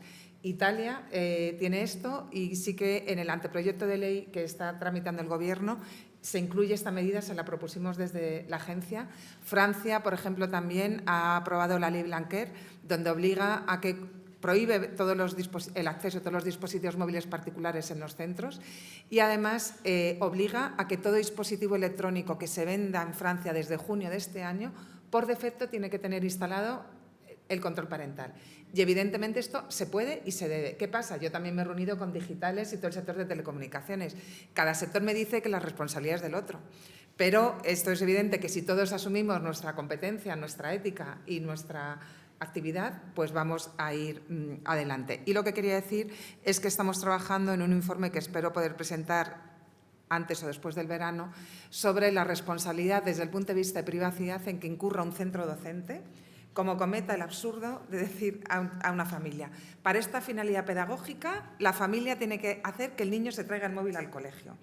En ese caso, y me están contando casos de directores de centros que están imputados, una vez que el móvil entra en un colegio, porque el centro docente ha dicho que se use con actividad pedagógica, ¿Qué pasa luego con el tratamiento de datos si se comete un delito y se graba con ese móvil? Entonces, quizás lo que no se haga vía ley, voy a ver si consigo persuadir a las comunidades autónomas vía el miedo que damos desde privacidad, porque es que son todo ventajas eliminar, y por lo menos estamos haciendo higiene digital, por lo menos las 7 horas lectivas, el centro docente se evita problemas. Y los alumnos al principio pasarán el mono, ¿no? Como nos pasaría a nosotros, si en el trabajo no pudiéramos estar con el WhatsApp, pero luego lo van a agradecer, como está pasando ya en institutos de estudios superiores. Y me voy ahora al canal prioritario. Me voy a deprimir un poco. ¿Quién conoce el canal prioritario? Bueno, como tengo naturaleza Hay un problema optimista, de difusión. Más difusión. El canal prioritario surgió, recordaréis todos, cuando se suicidó esa mujer que trabaja en la empresa Iveco, porque su amante difundió un vídeo sexual de ellos en la misma empresa donde estaba ella, su marido y su cuñada. Era una mujer como nosotras, adulta, madura. No pudo sostener esa vergüenza, esa humillación pública, ese acoso laboral al que le sometieron los compañeros y se suicidó. Imaginaros si eso le pasa. Yo no sé si os voy a hacer una pregunta horrible, ¿qué es mejor? ¿Ser víctima de una violación física? O sea, si yo tuviera que elegir, o que además esa violación se estuviera difundiendo en todo mi entorno personal, laboral y social. De eso una mujer no se recupera nunca, un hombre, que a todos nos puede pasar eso. Entonces yo dije, esto no puede ser, porque además en la empresa le dijeron, esto es un caso personal, vete a denunciar a la policía, y se quitaron de en medio. Entonces, en Bruselas se acaba de aprobar el Código de Conducta de los delitos de odio. Y me pasaba un poco como a ti, dije, vámonos a irnos a Europa. Y me fui a Europa a hablar con los de la Comisión. Y les dije, pues esto es un caso de odio, metedlo aquí, porque habían conseguido, Europa tiene mucho más peso que la humilde agencia española, que toda la industria de Internet voluntariamente saliera en ese código y si hay delitos de odio en las redes, los retiran. Y dije, pues metedlo. Me dijeron, no. Digo, bueno. Entonces, los que tenemos ahí coraje, pues me puse a negociar con toda la industria de Internet. Y hemos conseguido que Google, Instagram, TikTok ha tardado, pero acaba de entrar hace unos meses, con Telegram lo estamos intentando, Microsoft, se adhieren al canal. ¿Y qué consiste? Si cualquiera conoce un caso de violencia digital que afecta a la privacidad, pero puede ser que te graben un día borracha, que un caso de ciberacoso, espero que no nos inundéis, un caso de ciberacoso es escolar. Bueno, el ciberacoso no es escolar, porque fuera del horario lectivo también se produce. Un caso de violencia sexual digital, que yo me grabe, ni se me ocurriría, pero vamos, que imagínate una mujer que se graba su relación sexual voluntariamente, pero no graba la difusión de esa relación sexual. ¿Por qué es canal prioritario? Porque estamos sobrecargados. Si Hacienda me está escuchando, que nos dé medios, tenemos 20.000 reclamaciones al año con un incremento del 40%. Evidentemente, mi gente, que es maravillosa, no puede leer las reclamaciones al día. Esto va por un canal especial. Y el compromiso de la agencia, por ahora, salvo que nos inunden, es que en menos de 24 horas mi equipo, la unidad de admisión, lee la reclamación. Si realmente es grave, en 24 horas laborables ordenamos la retirada de los contenidos como un juez, pero en el ámbito administrativo. Y estamos consiguiendo una eficacia del 100% el año pasado y del 85% este. Y además una flexibilidad administrativa inaudita, que me dejó la Abogacía del Estado. Si es joven, no se tiene ni que identificar. Basta que se meta en la sede electrónica y nos digan, estos vídeos, estos audios, estas imágenes se están difundiendo aquí. Solo tiene un límite, que en WhatsApp y en Telegram, salvo en los grupos abiertos de Telegram, las comunicaciones van encriptadas. Yo ahí no puedo ordenar la retirada porque se supone que Meta no los ve. Pero sí que podemos decirle a Meta que cierre la cuenta y como tenga pruebas de quién lo está difundiendo, la gente no sabe que difundir una imagen sexual, aunque no la hayas grabado tú, es un delito. Y si eso al final no acaba con sentencia firme penal, es una infracción administrativa y estamos poniendo multas de 10.000 euros a las familias. Entonces, estamos teniendo feedbacks de adolescentes que nos han dicho, por fin puedo volver a clase, ya que el vídeo sexual de mi expareja se ha borrado, y que están pensando suicidarse. Entonces, eso hemos intentado que se exporte a América Latina y a Europa, pero la industria de Internet, que podría salvar vidas, pues no lo tenéis en la legislación nacional. Yo tenía la suerte que teníamos la habilitación para ordenar esta retirada de contenidos. Y curiosamente, porque bueno, pues yo no conocía nada a la directora del gabinete, la vicepresidenta antes, le dije, mira, tengo dos opciones, voy a presentar esto. Yo estaba aterrorizada pensando que nos iban a llegar miles de reclamaciones, porque por lo visto esto está al orden del día. Puedo publicarlo dando las gracias al Gobierno por los medios que me ha dado, pidiéndole públicamente medios. Y a ese acto vino medio Gobierno, o sea, el ministro de Interior, la ministra de Trabajo, el ministro de Educación, el fiscal general del Estado y la presidenta del Consejo General de la Abogacía, pero no hemos llegado. Entonces, se trata de que la gente se entere, porque podemos salvar vidas y es importante porque todo deja huella digital y todo el expediente administrativo que formamos en la agencia sirve luego de prueba, porque en muchos casos son ilícito penal. Pues yo creo que ha quedado muy claro, ¿no?, el canal prioritario y cómo hay que denunciar este tipo de cosas. ¿Viene al hilo de esto? Porque si no, sí. Sí, AEPD, canal prioritario. Ahí viene el Agencia enlace Española de Datos, canal prioritario. Y tienes la web de la AEPD es www.aepd.es. Muchas gracias. Bueno, Mercedes Navio se ha marchado porque tenía que irse. Bueno, no he querido interrumpir para agradecerle en público, pero bueno, ya le he agradecido. Muchas gracias, Mar. Vamos a pasar a otra pregunta. Bueno, yo creo que no es desconocido de muchos, mi cercanía profesional e incluso personal con Celso. Y entonces eso me hace entender que esto viene de él, pero no tengo ni idea de lo que quiere decir. Así que te voy a dar la palabra para que hagas tu comentario o pregunta en alto. No entiendo nada, lo siento. Bueno, esta mañana, ¿no?, se ha hablado del tema de la diversidad funcional, ¿no?, y cómo eso, pues, todo entra dentro del espectro, como esa cabida dentro del espectro, ¿no?, y esa normalización puede ser a la larga o a la corta acabar siendo perjudicial para aquellas personas que realmente tengan una serie de necesidades, ¿no? Y ponía el símil no es lo mismo el ser ciego o no ser ciego a tener problemas de visión porque uno mira mucho las pantallas. Es decir, porque el ciego tendrá en el aspecto educacional, en el aspecto de la vida, en el aspecto de la calle, la movilidad, una serie de necesidades que no tiene la persona que puede tener algunas dificultades visuales, ¿no? Y cómo está este paradigma actual de la normalización de los derechos, que muchas veces son deseos, de que yo tengo derecho a esto y a esto otro, ¿no?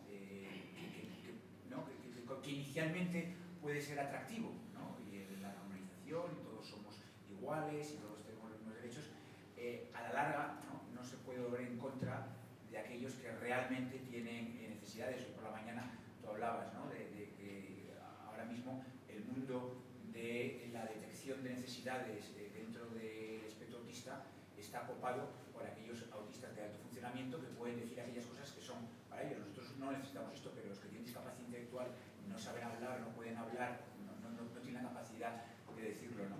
Y cómo todo esto, ¿no?, que inicialmente está impregnado de buenísimo, ¿no?, a la larga puede ser tremendamente perjudicial para los más vulnerables, para los más necesitados, que son los niños y adolescentes con trastorno mental grave.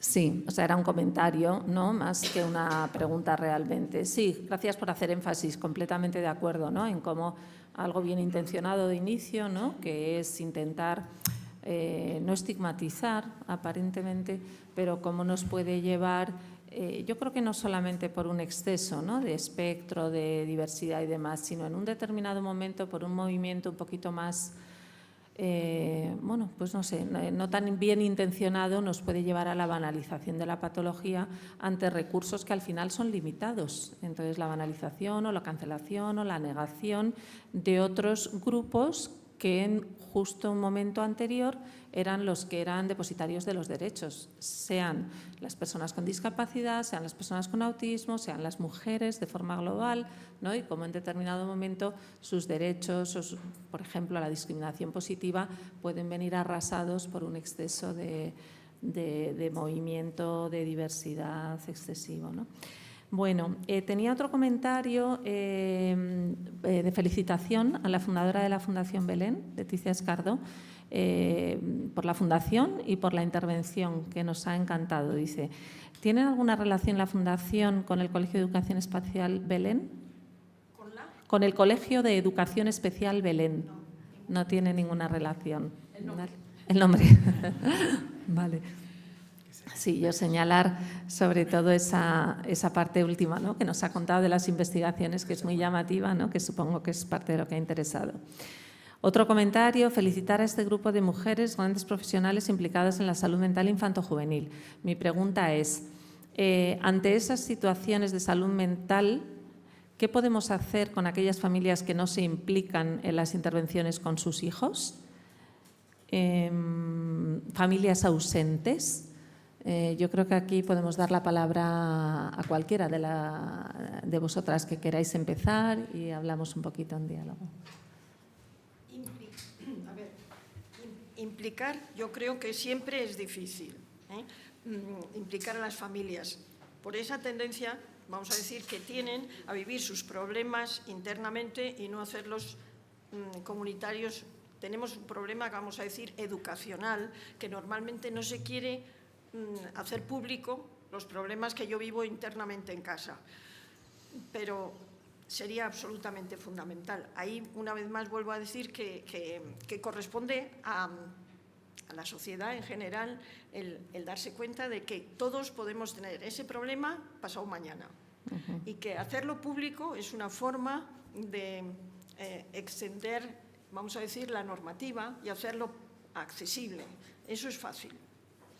Yo al hilo de esto, esta mañana me he quedado con las ganas de preguntar, pues en los equipos de educación, Isabel, Ángela, Ausi, sobre la participación de las familias, ¿no?, en los programas.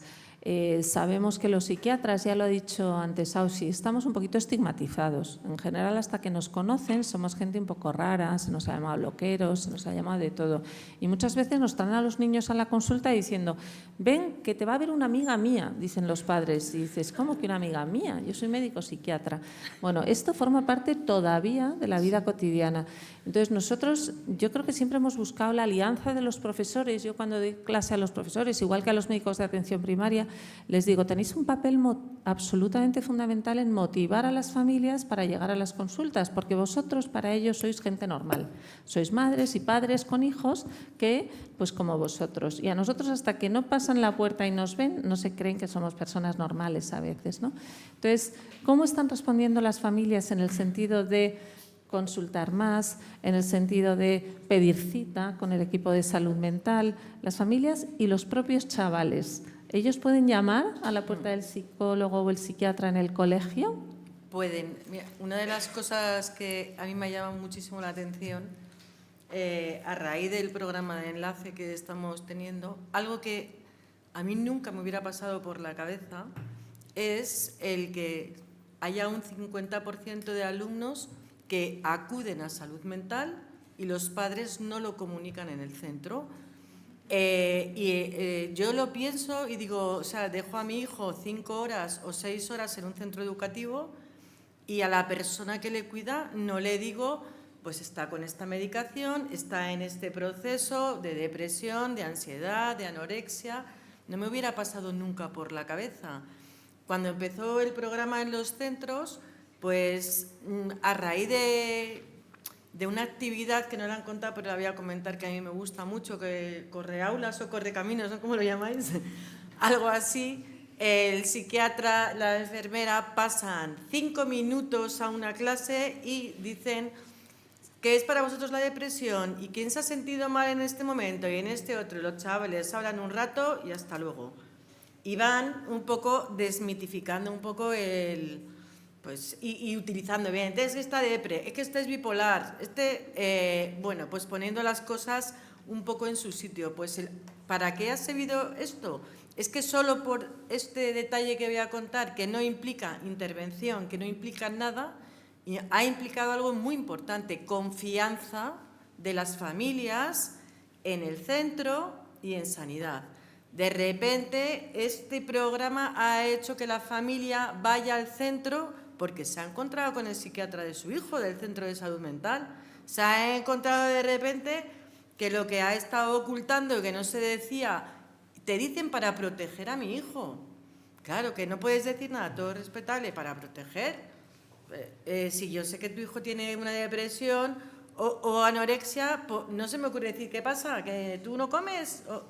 Una cosita muy natural que se puede decir, pues yo tendría otra consideración, digo yo como profe o como del cole, con lo cual algo que ha hecho el programa que ya es maravilla es la comunicación que ha permitido a la familia con el profesorado y con el servicio de salud y con las enfermeras, y hablar con sus compañeros de le conozco porque encima ahora soy el líder. ¿Sabes lo que te digo?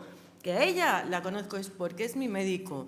Algo que no había dicho nunca, pues ahora estoy reconociendo con mis amigos, pues es que yo tengo ansiedad o depresión y estoy con esta persona. Con lo cual, ya solo esto para mí una maravilla, la verdad. Ángela, ¿querías comentar algo?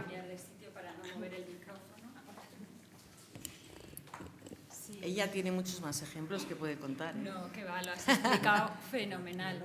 Esto es lo que en la presentación de esta mañana justo hablábamos de trabajar contra el estigma, ¿no? De trabajar el tema de los tabús, de este correcaminos que dices de entrar en las clases, ¿no? Que empezó Jorge Vidal, es simplemente abrir un espacio mental y físico para pensar, ¿no? Estábamos hablando de introspección y de interrelación, pues pararse a pensar sobre las preguntas que, por ejemplo, proponía Jorge Vidal en las clases, ¿no? ¿Conocéis a alguien con depresión? ¿Conocéis a alguien con ansiedad?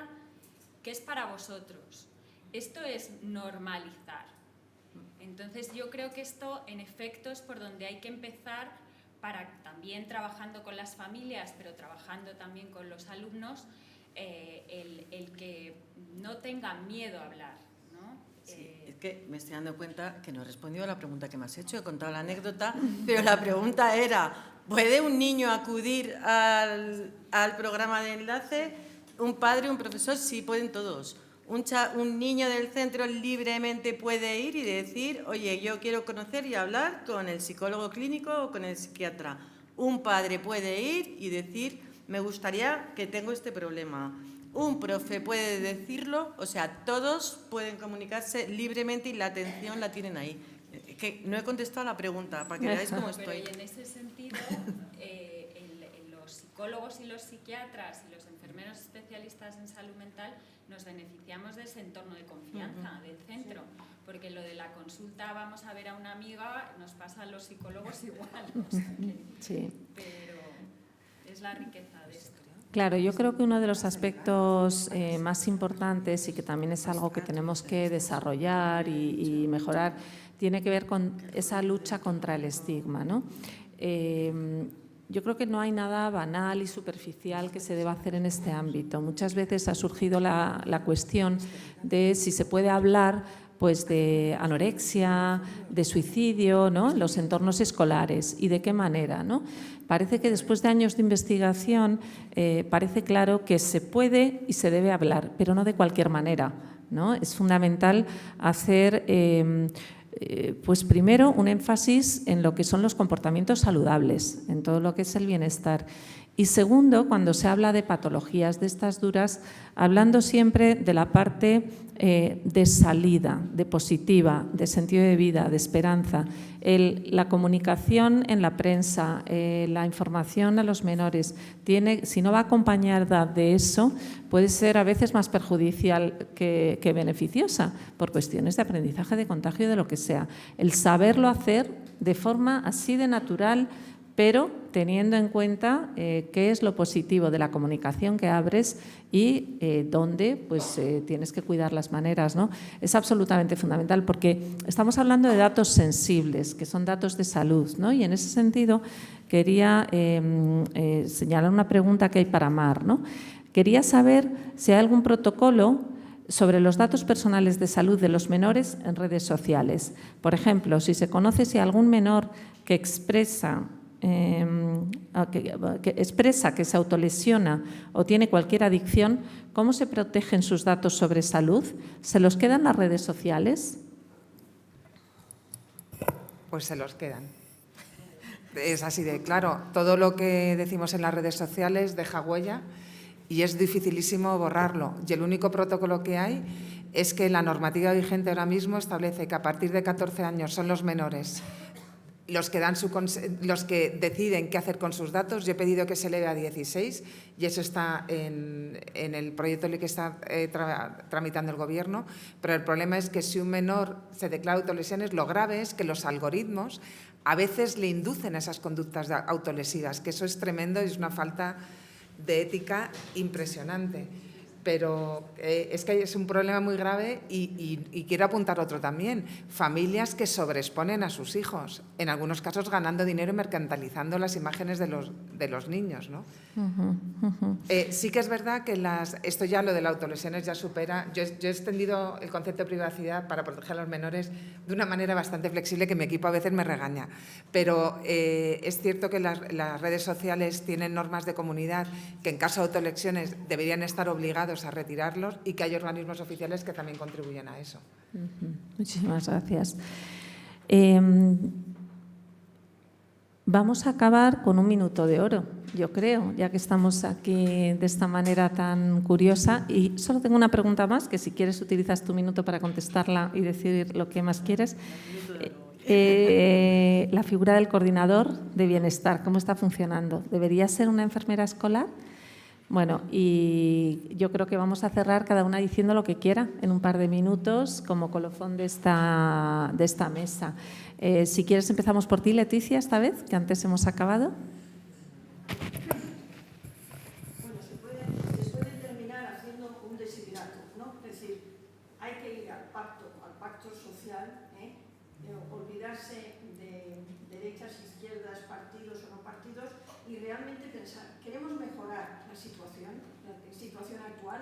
¿Cuáles son los peligros? Pues se han señalado, están todos señalados. Ahora hace falta querer actuar, y eso sí que es necesario. Y ahí sí que todas las, vamos a decir, fundaciones, asociaciones, centros, investigaciones, la Complutense entera, son personas, no, son instituciones que pueden predecir un poco hacia dónde vamos. Señalar eso, un horizonte con esperanza. Ángela. Bueno, no hace falta resumir, puedes decir una idea que te has quedado con las ganas de decir o lo que quieras, o repetir. Me parece muy importante dos cosas. Una, respecto a los abordajes, que yo creo que se ha recogido muy bien en esta mesa, el tema de la colaboración interinstitucional, el tema del abordaje desde distintas profesiones, lo multidisciplinar, con rigor, con base científica, pero también con apertura, ¿no? Eso en cuanto a abordajes, yo creo que si lo que hemos hecho aquí se puede traducir a algo estructurado y continuado en el día a día, pues creo que sería una manera. Luego me ha parecido muy importante lo que has comentado tú sobre el sentido de vida. Ahora que estamos hablando de retos en la salud mental adolescente y hablamos de bienestar emocional, a mí también me ha chocado muchísimo en la consulta la cantidad de adolescentes que se sienten solos y que sienten ese peso de la mochila. Luego, algo muy grave está pasando y claro, requiere distintos abordajes, requiere de ese equilibrio entre introspección, comunicación y yo creo que contacto con la naturaleza. Muchas gracias, Isabel. Bueno, mi minuto de oro con el coordinador. Qué fácil te lo he puesto. Me lo ha puesto muy fácil. El coordinador de bienestar es una figura nueva, que este es el segundo curso que está en el centro. Se llama Coordinador de Bienestar y Protección, que es obligatorio en cualquier centro donde hay menores. En educación se llama así, pero en una piscina, en un polideportivo también hay el técnico. Que si puede ser la enfermera educativa. No tenemos enfermeras educativas en todos los centros, pero en este momento no puede ser la enfermera educativa. Podría cambiar, pero según está ahora mismo organizado no, porque tiene que ser un docente del centro. Pero ¿que esto puede cambiar? Sí. ¿Que sería un perfil muy bueno? Por supuesto.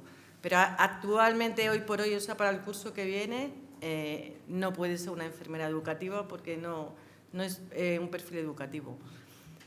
Y por acabar, yo espero que a todos nos haya quedado muy claro que es necesario la colaboración público-privada entre las 3 consejerías, que necesitamos comunicación, coordinación, sensibilización y contar esta experiencia que tenemos gracias a la Fundación Alicia Koplovich y a su generosidad, que nos hemos implicado, como no está escrito, sanidad y educación, haciendo muchísimos esfuerzos, que ha sido súper positivo y que contando las cosas y viviéndolas se extienden. La prueba es que de 13 pasamos a 100, se extiende, el ejemplo de la Fundación Koplovich se ha ido extendiendo y que es súper necesario. Igual nos ayuda al cambio social, que estamos esperando. Muchas gracias. Mar. Bueno, pues voy a dar una de cal y otra de arena, ¿no? Creo que estamos en un momento crítico, que esta generación de infancia y adolescencia de los últimos años está sufriendo daños que en algunas ocasiones son irreversibles y que en una familia que no tenga otro tipo de problemas, la convivencia digital es el problema que está generando más alteraciones, y también en el ámbito educativo y, por extensión, al ámbito sanitario, que estamos en un momento estratégico con el proyecto de ley que está tramitando el Gobierno, con los criterios de verificación de edad y los diferentes modelos que se están impulsando en relación con apps de verificación de esa edad, y que España puede liderar en Europa en un momento de comienzo de legislatura europea, porque estas medidas no pueden ser nacionales, son medidas que tienen que ser incluso globales. Yo, por no desesperar, me llega a reunir hasta con el responsable de privacidad de la Casa Blanca, porque la industria de Internet, donde mama, por así decirlo, donde las fuentes suelen ser sus gobiernos de referencia, ¿no? Y que las cosas cuestan para llegar a ese cambio social, pero nos estamos jugando el modelo de civilización occidental. Es un modelo de qué valores éticos, desde qué lugar queremos vivir como seres humanos, cuál es el sentido de nuestra vida y cómo podemos volver a nuestro eje, ¿no? Que es algo esencial. Y, por supuesto, esto es un tema sagrado. Sagrado en el sentido, no hablo de religión, hablo en el sentido de lo que de verdad importa, donde las diferencias políticas se tienen que dar a la salida de la puerta, tiene que firmarse ese pacto de Estado y esas medidas que impulsa el Comité de Expertos, ojalá sean un acuerdo con todas las comunidades autónomas, que son realmente las que tienen las competencias en educación, sanidad y en política social, y que ejemplos tan positivos y sociales como el de la Fundación Alicia Koplovich los podamos ampliar con la colaboración también del Ministerio de Educación y el Ministerio de Sanidad. Es que nos jugamos mucho y las familias son de izquierdas, de derechas, de centro, de toda su variedad, pero todas sufren este problema. Muchísimas gracias, Mar. Ausi. Pues yo esta mañana he dicho que no hay salud sin salud mental, que la oportunidad de poder dejar la consulta y dirigirnos al medio natural de nuestros niños y nuestros adolescentes es una oportunidad increíble, no solamente para ellos, sino también una oportunidad estupenda para todos los profesionales que nos dedicamos a la salud mental. Y que el programa de enlace Salud Mental Educación es una oportunidad sensacional para ese acercamiento y esa oportunidad de establecer confianza, relación y bueno, la asociación Educación Salud es fundamental, es imprescindible. Muchas gracias, Ausi. Bueno, yo voy a terminar. Al final he atesorado 3 palabras clave. Estábamos comunicación y educación. Yo añadiría sentido de vida. Me parece fundamental y me parece un eslabón fenomenal para el día de mañana, donde vamos a hablar de autolesiones, donde vamos a hablar de trauma y donde vamos a hablar de relaciones afectivas sanas en la adolescencia. Así que daros las gracias a todos por quedaros hasta el final. Muchísimas gracias a las ponentes, absolutamente brillantes, con una categoría increíble, por estar aquí compartiendo esto con este grupito de personas, y nos emplazamos hasta mañana. Muchas gracias a todos.